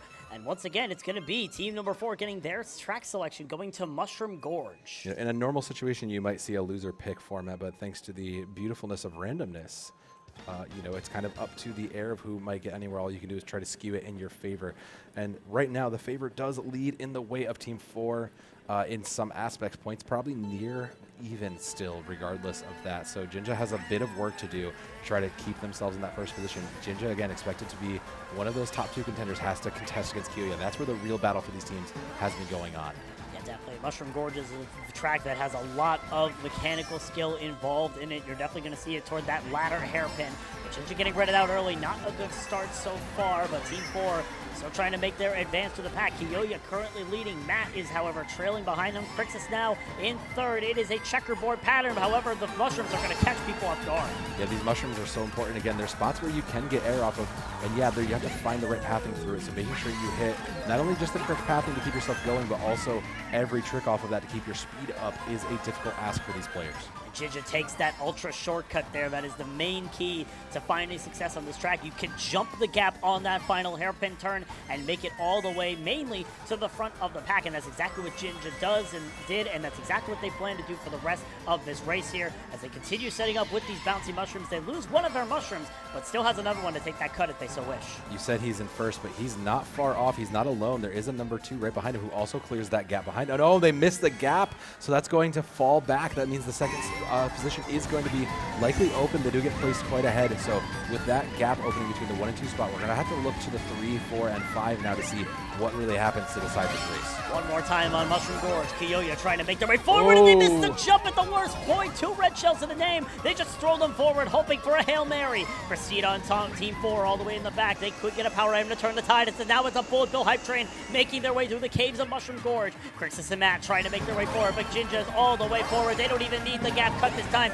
Kiyoya's going to try to risk it, go for the gap cut, but they miss the gap cut when it matters. It may not matter, however, because the rest of the players all the way behind them. Betrayed Glue is going to be the closest to them, as it's going to be a 2-3-4 for Team 1 at the end of the day. That is crucial, even though they couldn't win the race. Yeah, I mean, similar to how we saw with Team 6, just because you take first in this race does not mean you're going to win. And you might get, 5, 6, 7, 8 first places, but if the rest of your team is struggling in those middle portions, you got to double back and rally them. You got to figure out what can we do here.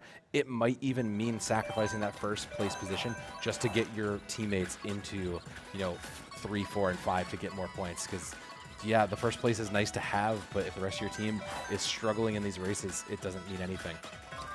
Now we get to see these track selections yet again. Again, Toad Harbor seems to be the favorite pick for the team for team number. They'll get it one of these days, Bouncy. One of these days they'll get it, but right now Random Choice has decided, nah, Team 4 is my favorite team. I say they win this. It's going to be Sunshine Airport we go to for our 3rd race in this series.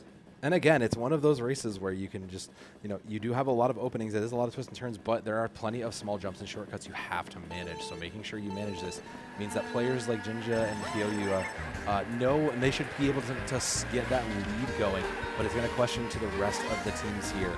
You fought so hard to get here. You played well to get here. But hitting those boxes and those small mistakes are going to be your downfall. It's going to be Team 1 taking the lead early here with Kiyoya. But once again, it's Jinja right on their bumper, throwing the red shell. Might not be able to get value with it. Actually, as I say that, Kiyoya does get hit, so the lead is starting to shrink a little bit. Matt trying to take that cut, gets hit by the Piranha Plant and into the drink. Smart steering, unfortunately, cannot save you for long in some instances. But now this lead very close together. 3 players all contested. 2 from Team 1 as well, which is about what we'd expected considering their recent point show-ups. But Crixus just waiting for the right point, knows they can't send them preemptively, trying to make sure they can get to Jinja. There's the opportunity. They will get the hit. There's no defenses, which means they'll take it to 1 and 2. Now 1 and 2 belong to Team number 1 after Jinja is redded out. Betrayed Blue in 5th, however. Team 1 not all in the clear thus far. You have those top 2 positions, but Jinja is hungry and is hunting down the leaders. He's all the way up to the front now with a single green in tow, rotating around their body, chasing down Kiyoya and trying to take the lead back. Yeah, that gap is slowly being closed, but they managed to avoid that red shell as well here for Jinja. So again, now we see 1, 2, 3, and they're separated from the rest of the pack. The Bullet Bill will do what it can to catch up, but there's still only 1 lap left, which means that if any big hits, any blue shells, thunders come by, we could see a much closer race. Speaking of blue shell, and here it arrives. Kiyoya, however, is not hit by it because they were already hit by Jinja's red shell. Crixus has a red shell in their pocket. You already see Kiyoya with the communication, letting Crixus by so that they can throw the red shell at Jinja, who is currently leading the race on the final lap. You have to try to dislodge Jinja from this if you want to stand a chance of dislodging this Team 4 from getting out of the way. And considering the rest of Team 4 is sitting back a little bit further, you might have to just sprint. It's up to Team 1 now just to try to get as many high spots as they can. As you'll see, the gap get hit there. They take that little shortcut, and Crixus has to play this safe with his Piranha Plant. Can't afford to hit his teammate. Jinja trying to finish out the race. A blue shell is approaching, though. It's going to be on them to try and fastly get into the airport. No. Their plane, they have to catch their plane, but it's been closed. The gate is closed. Kiyoya now runs past them. Triple red shells in hand. There is nothing stopping Kiyoya from taking it. Jinja, however, will suffice to a second even after that. Oh, that's a tough sequence of events. You can't predict that, and you unfortunately just gotta play it as it goes. So blue shell into a triple red. You can't predict those things, but it's just the way it is. Team 1 again coming and taking second and third, and that is kind of again the difference maker, right? It doesn't matter if you're holding on the first place. If you have that, it's great, but it doesn't help if you don't have the other parts to qualify it. So still a pretty even setup of points going into this round here. This is game 3. This will be race number 4. Let's say This will be the halfway mark after this race, so it all determines on what tracks you're going to pick. To no one's surprise, now we see. Actually, no, that's Team 1 that's picking Toad Harbor. I guess they agree. We want to all go here. Sure, why not? Let's. You've waited long enough, Team 4.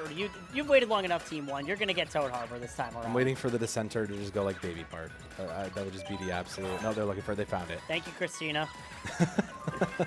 Honestly, I was waiting for it. It says random, but we all know where we're going here. Now the question is, does it pick a Team 4 member or a Team 1 member? It picked, I believe, a Team 4 member at the end of the day. So does it really matter at this point? Actually, no, it picked a Team. It picked a Team 1 member. So Team 1 actually got their track, even if Team 4 was the one who selected it as well. Toad Harbor time now. Well, I mean, hey, it doesn't matter because it is one of those maps that everybody wants to go to, and everybody knows how to race on so well. So, hey, as long as everybody gets what they want, in the end, it's what matters. But, you know, the pack of Yoshis will head on out there, and we'll have to see how these shake out. Oh my God. Taking these jumps onto the boat here. Team 1 trying to make their way forward in the front of the standings.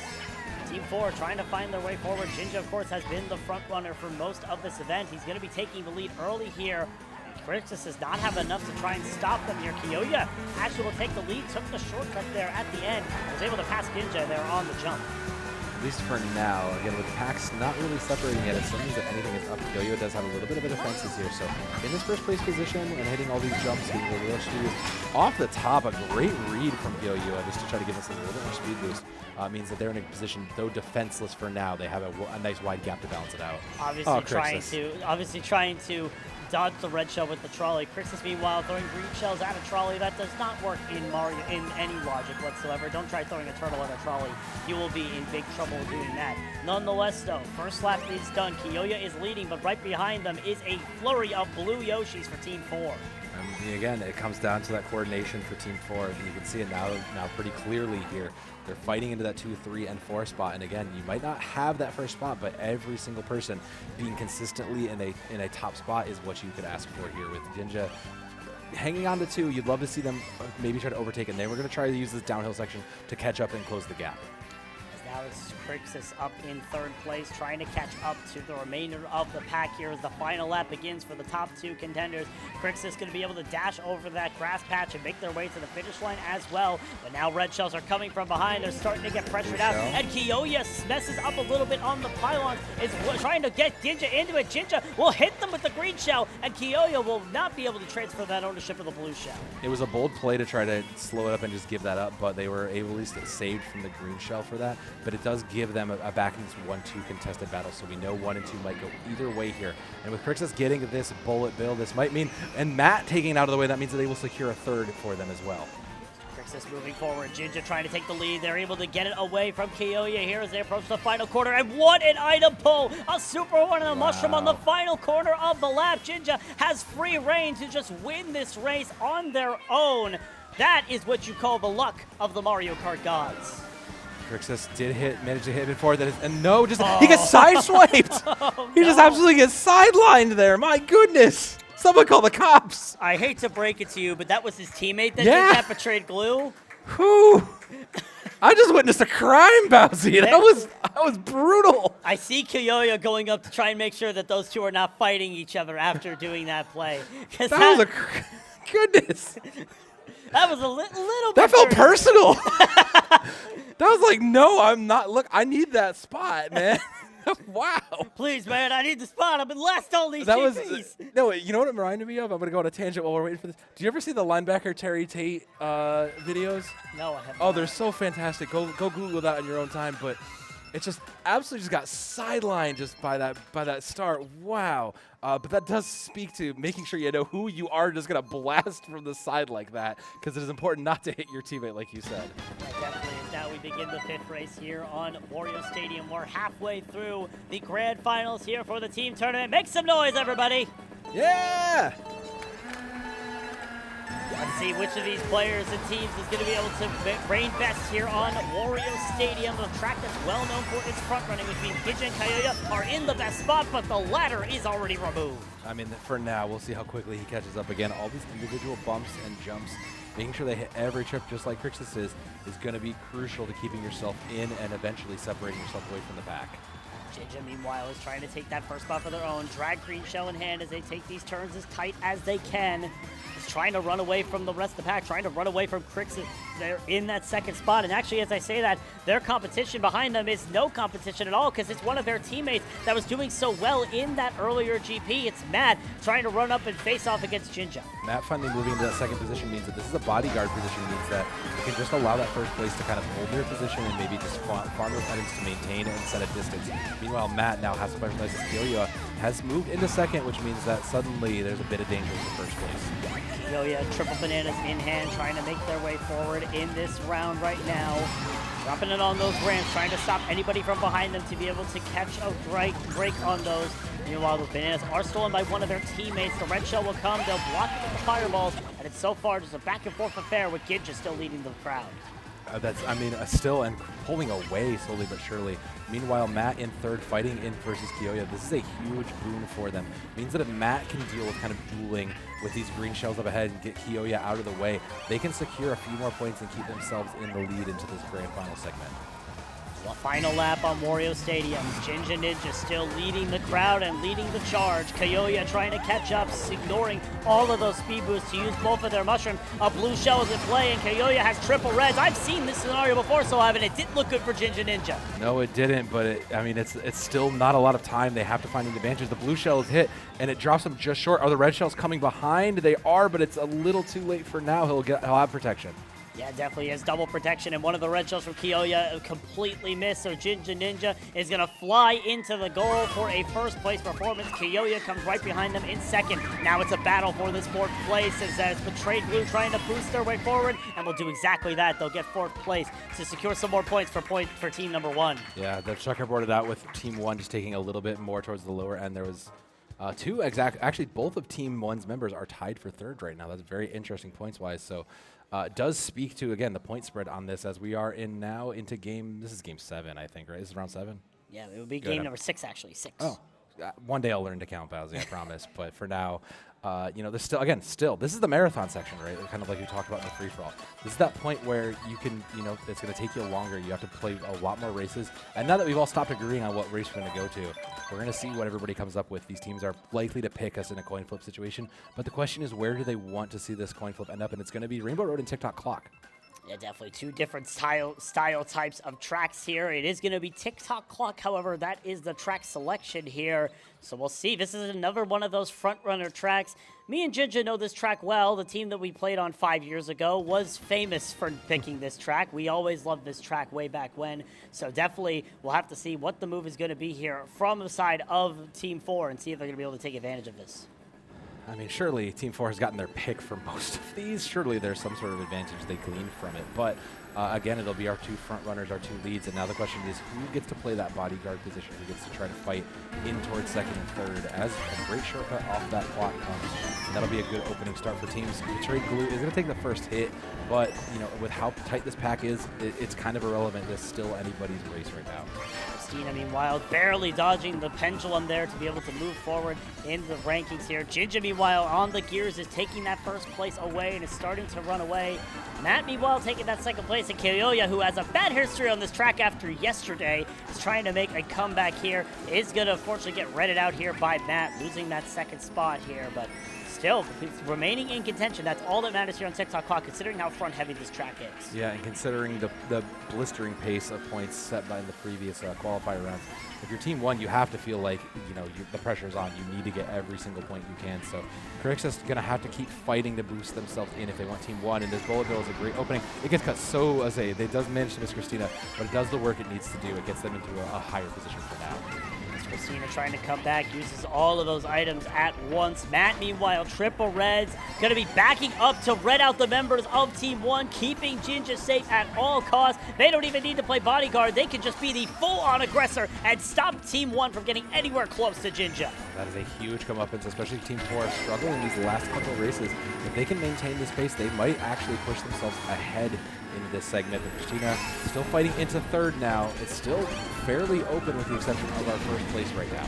Final lap on TikTok Clock. The time is now to try and make a comeback. Christina with the star, trying to run up to join their fellow teammates, but Kyoya is right on their bumper with a star of their own, running into Christina to try and stop that momentum. Christina takes the flying route over the clocks, going on these gears and boosting as fast as they can to try and catch up to the pack. Star used as well. Shock dodge initiated, double shock dodge indeed. Kyoya making their way up to second place with the help of the double shock, and is going to finish in second place because of that. Great heads-up play from Kyoya. It's what exactly you'd expect from a front runner like that. And they'll be rewarded with a second place, but the rest of Team 4 took third and fourth, which means that, again, you can see the points spreading out a little bit further here. And even at the bottom, 13, 15, and 16 means that this is still incredibly close of a race set, Bowsy. It's getting extremely close now with only 2 races remaining here. Anything can happen in this GP. And it all comes down to these track picks. It all comes down to this team synergy because it's all getting closer and closer as the time goes on. So we'll have to see if these teams are willing to make these sort of adjustments, what they're going to try to do in terms of a plan and set themselves up for success in the long run. We're going to see Music Park picked up here by team number 4. Team number 1, meanwhile, they want to go to DS Mario Circuit. And this is that point where it gets really tough, right? Because it's not like you have that live feedback that you can really focus in. Usually in a lot of other games like this, you can kind of tell right away. Yeah, these numbers are there, but you don't necessarily know. Hold on, I believe you're having an issue. There is a monitor that is seemed to have disconnected. Monitor blackout. We have a monitor blackout at the start of this race. Okay. Yeah. We're just gonna be waiting here, waiting for everybody to waiting for that monitor to get fixed here, so that they can get back into the race here. So just waiting on everybody to start out. Christina gets a little bit far forward, but it shouldn't be that big of a deal. All you're going to be doing is missing out on the boost start. So we're going to be running like an IndyCar race where everybody starts at the exact same time. Yeah, hey, there's nothing wrong with that. Again, we're just here to play some good, clean Mario Kart and make sure everybody plays as fair and as fun as it can be. We'll get that monitor fixed in just a minute. It happens, right? These things have been, let's be real, Bowsy, these have been burning all of yesterday, all of today. These monitors, yeah, they need a rest too, much like some of our competitors after these marathon races. Yeah, definitely. It's all a matter of just trying to keep yourself in composure here. Obviously, these sort of moments can break up the gameplay. Seems like we've gotten everything sorted, so looks like we're going to be going back in. And Makeler giving out a makeshift countdown there as we start up here on Music Kart. A little bit of a deterrence is not going to stop us from great Mario Kart gameplay. No, it will not at all, but the end of this GP is coming up, and kind of like I was saying here, a lot of these other kinds of games, you get feedback right away. You can see, how well you're doing. These team events from Mario Kart, you don't necessarily know. Yeah, you can see the numbers, and maybe if you're quick enough, you can do the math, but it's hard to tell in the moment, is your team ahead? You can't really rely on that. You have to just kind of make sure your team is in the best position it can to continue to get these higher places. And that's already a blue shell out, Bowsy, even with these players so close together. And Kyoya was not the recipient of that. It was Jinja Ninja. Matt could have hit it with the super horn, but it was unfortunately too late. So Kyoya will take the lead with a mushroom and a red shell. Very, very powerful items to have in the first place. But the question is, can Team 4 respond and take him out? It's up for Matt now to step up and respond. Someone who's been kind of middling of the pack before, gets a little sent by those keys, unfortunately. And it's a tough speed. You need to be tricking off of all of those. Jinja will sneak by as we're struggling through it. Matt, unfortunately, hit by one of those piranha plants. It just, that's slipping out of the way. Those small mistakes do add up. Kyoya does expend their mushroom to try and get a little bit of advantage. Now has double protection in their back pocket. Jinja trying to catch up. Triple mushrooms in their hands as they are speeding down the corners of Music Park. Christina's going to get a bullet bill here to start moving up toward the pack, so there is the potential here for Team 4 to make a comeback, but Kyoya has already started that final lap. Yeah, and to say you can see it 1 and 2 on the mini map, even 3 starting to separate. The bullet bill will push the 3 and 4 conversation a little bit more interesting as PlayEX just manages to sneak himself in with the bullet bill and some good items in hand. But the story at the front here is Kyoya, who just has, again, been a dominating force leading Team 1. But don't look too far behind them because Jinja Ninja is making their way up the pack. Kyoya has to be ready. Red shell thrown. It doesn't get them. The bomb in hand, ready to drop it. The ramp does not change the glider, so Jinja is able to avoid that glider. As now Kyoya and Jinja neck and neck. It all may come down to this. Kyoya has another bomb. They drop it on the cut. Jinja forced to take the wide angle and suffice for a second place. But what a backspin from Kyoya to send a statement. I say it doesn't really affect the match outcome, but it does make a statement back. Says this first place is mine, and you will always be behind me. So, catching up with the rest of our races, we're going to see Matt and Christina leading for Team 4, and PlayEX fortunately falling a bit lower than usual there in 5th place. So, Team 4 consistently taking that 2, 3, 4. Again, we saw this in earlier. It doesn't matter if you hit first. If you don't have 2, 3, and 4 to back it up, sometimes those points don't add up. And now, as it is a checkered board of players on the stats screen, we are down to the final race of the day here, Soav, and the final race of the Mario Kart section of GameACon East 2024. Make some noise in the crowd. One more race to go. This is it, the moment everybody's been waiting for. We'll take a minute, and there'll be a bit of a delay to count up those points, but these racers have all been incredibly impressive. The marathon of events here just going on, and we'll see what track to close it off on. We've got our coin flip here, Bowsy. Got a coin flip. DS Mario Circuit versus DK Jungle, and we're going over to DS Mario Circuit, which is a very interesting track with 2 of the tightest turns in the entire game. Yeah, this is tough. This is really going to test a lot of our drifters. It's probably not going to be too much of a problem for our 2 front runners from either teams, but this is going to be a great skill check for the rest of our teams. Do you have anybody supporting you? Are you using your items effectively? And like you said, are you hitting those hairpin turns? Do you know your small shortcuts? Are you using your mushrooms effectively? So many factors in this final race. The final race of the MK8DX team tournament here. Christina currently sitting in 4th, but again, it's the story of the top 2. Kyoya and Jinja have been toward the front, but Crixus wants to try and change that. They throw the red shell and get rid of Jinja, but Kyoya is unaffected. That was not Jinja, excuse me. That was somebody else on the side of Team 4. It's hard when everybody's the same colored Yoshi, but regardless, Jinja is actually going to be taking the lead here. It does make my 4th grade brain pretty happy, though, when you see the colors of teams. It makes the OCD go burr in some ways, but Kyoya is also still going burr the best they can, knows that they are protected in front of them, so just deciding when do I want to send this and can I capitalize on the bomb. They dropped the shroom to get the items. No, had something in exchange there, so Kyoya is still fighting for their life here in 2nd. Kyoya's going to throw the bomb forward. Jinja hits the fireball from the Piranha plant, and Kyoya gets hit as well, but Jinja, no protection, will get hit by that red shell now as Crixus now catching up to their teammate Kyoya. It's still a back and forth affair between these top 3. Jinja throws a red shell. The super horn is there from Kyoya to keep it up, and the green shell on the cut! What a shot from Crixus, denying the cut for Jinja. That is the hero play you need to see for Team 1 if you want to try to get these points. It allowed that leader to get even further and extend the gap. And although Kyoya is in the 1st place, look at that. The rest of these Yoshis just chasing this Rosalina.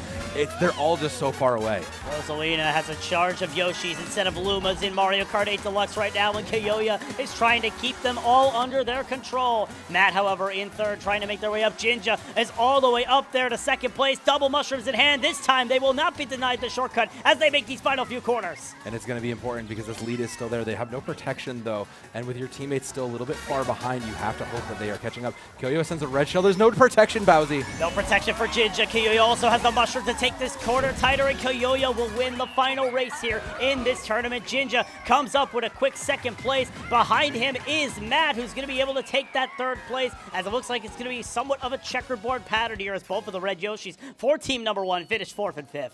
Once again, you see 2 of the 4 members. Jinja making the overall points, though, is a good sign for Team 4, considering how close it has been and considering we've seen Team 1 consistently take 1st place there.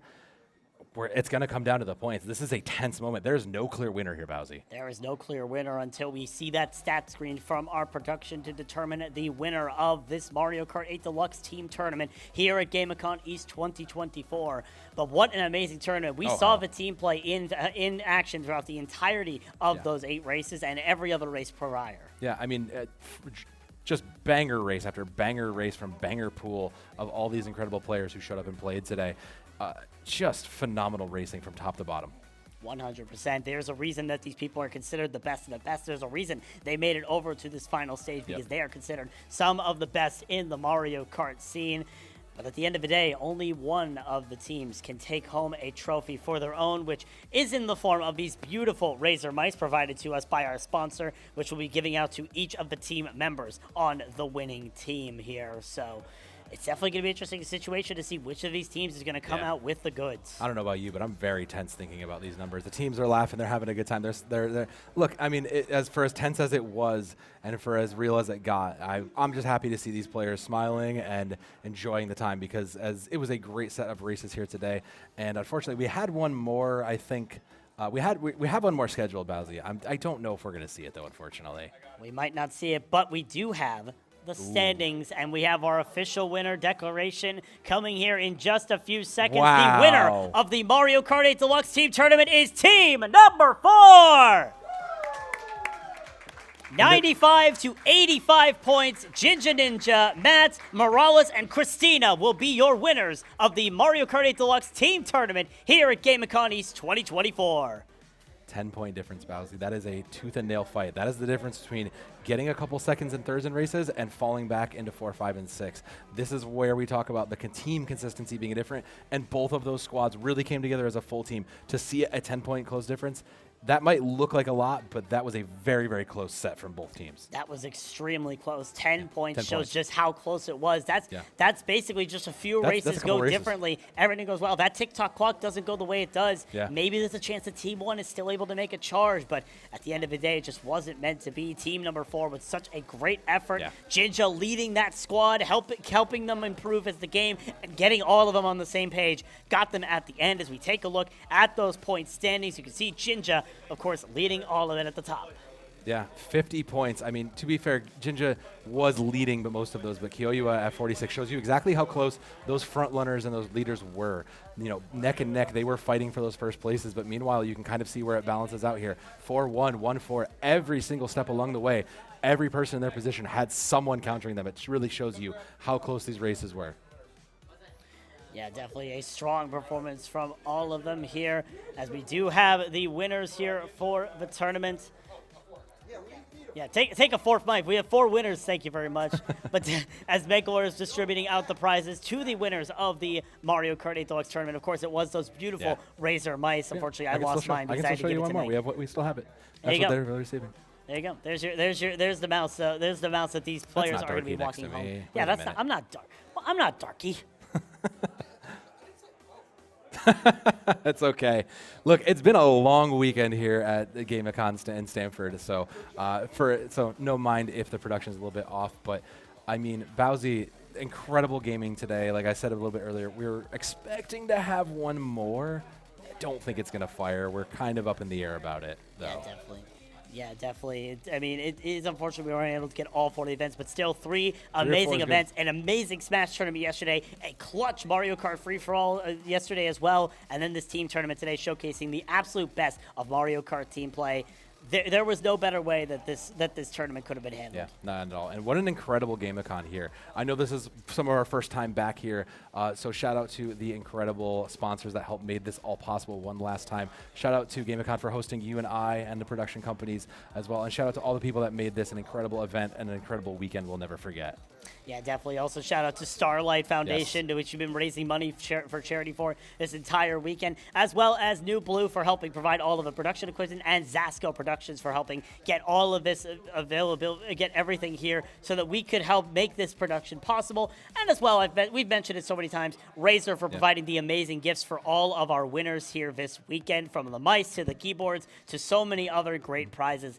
Such an amazing LAN tournament, such an amazing environment. It's great to have this sort of environment here for Mario Kart. And I think last but not least, I guess we should thank Dave. Like, yeah, I guess.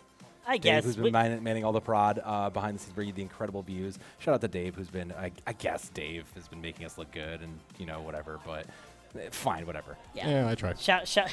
He does indeed try, and he does his best in doing so. Also, special shout out to Makeler and Jinja, who are helping out with the tournament operation this entire weekend. They're right in front of me as I say this, but still, great job on the tournament operation this entire weekend from you two.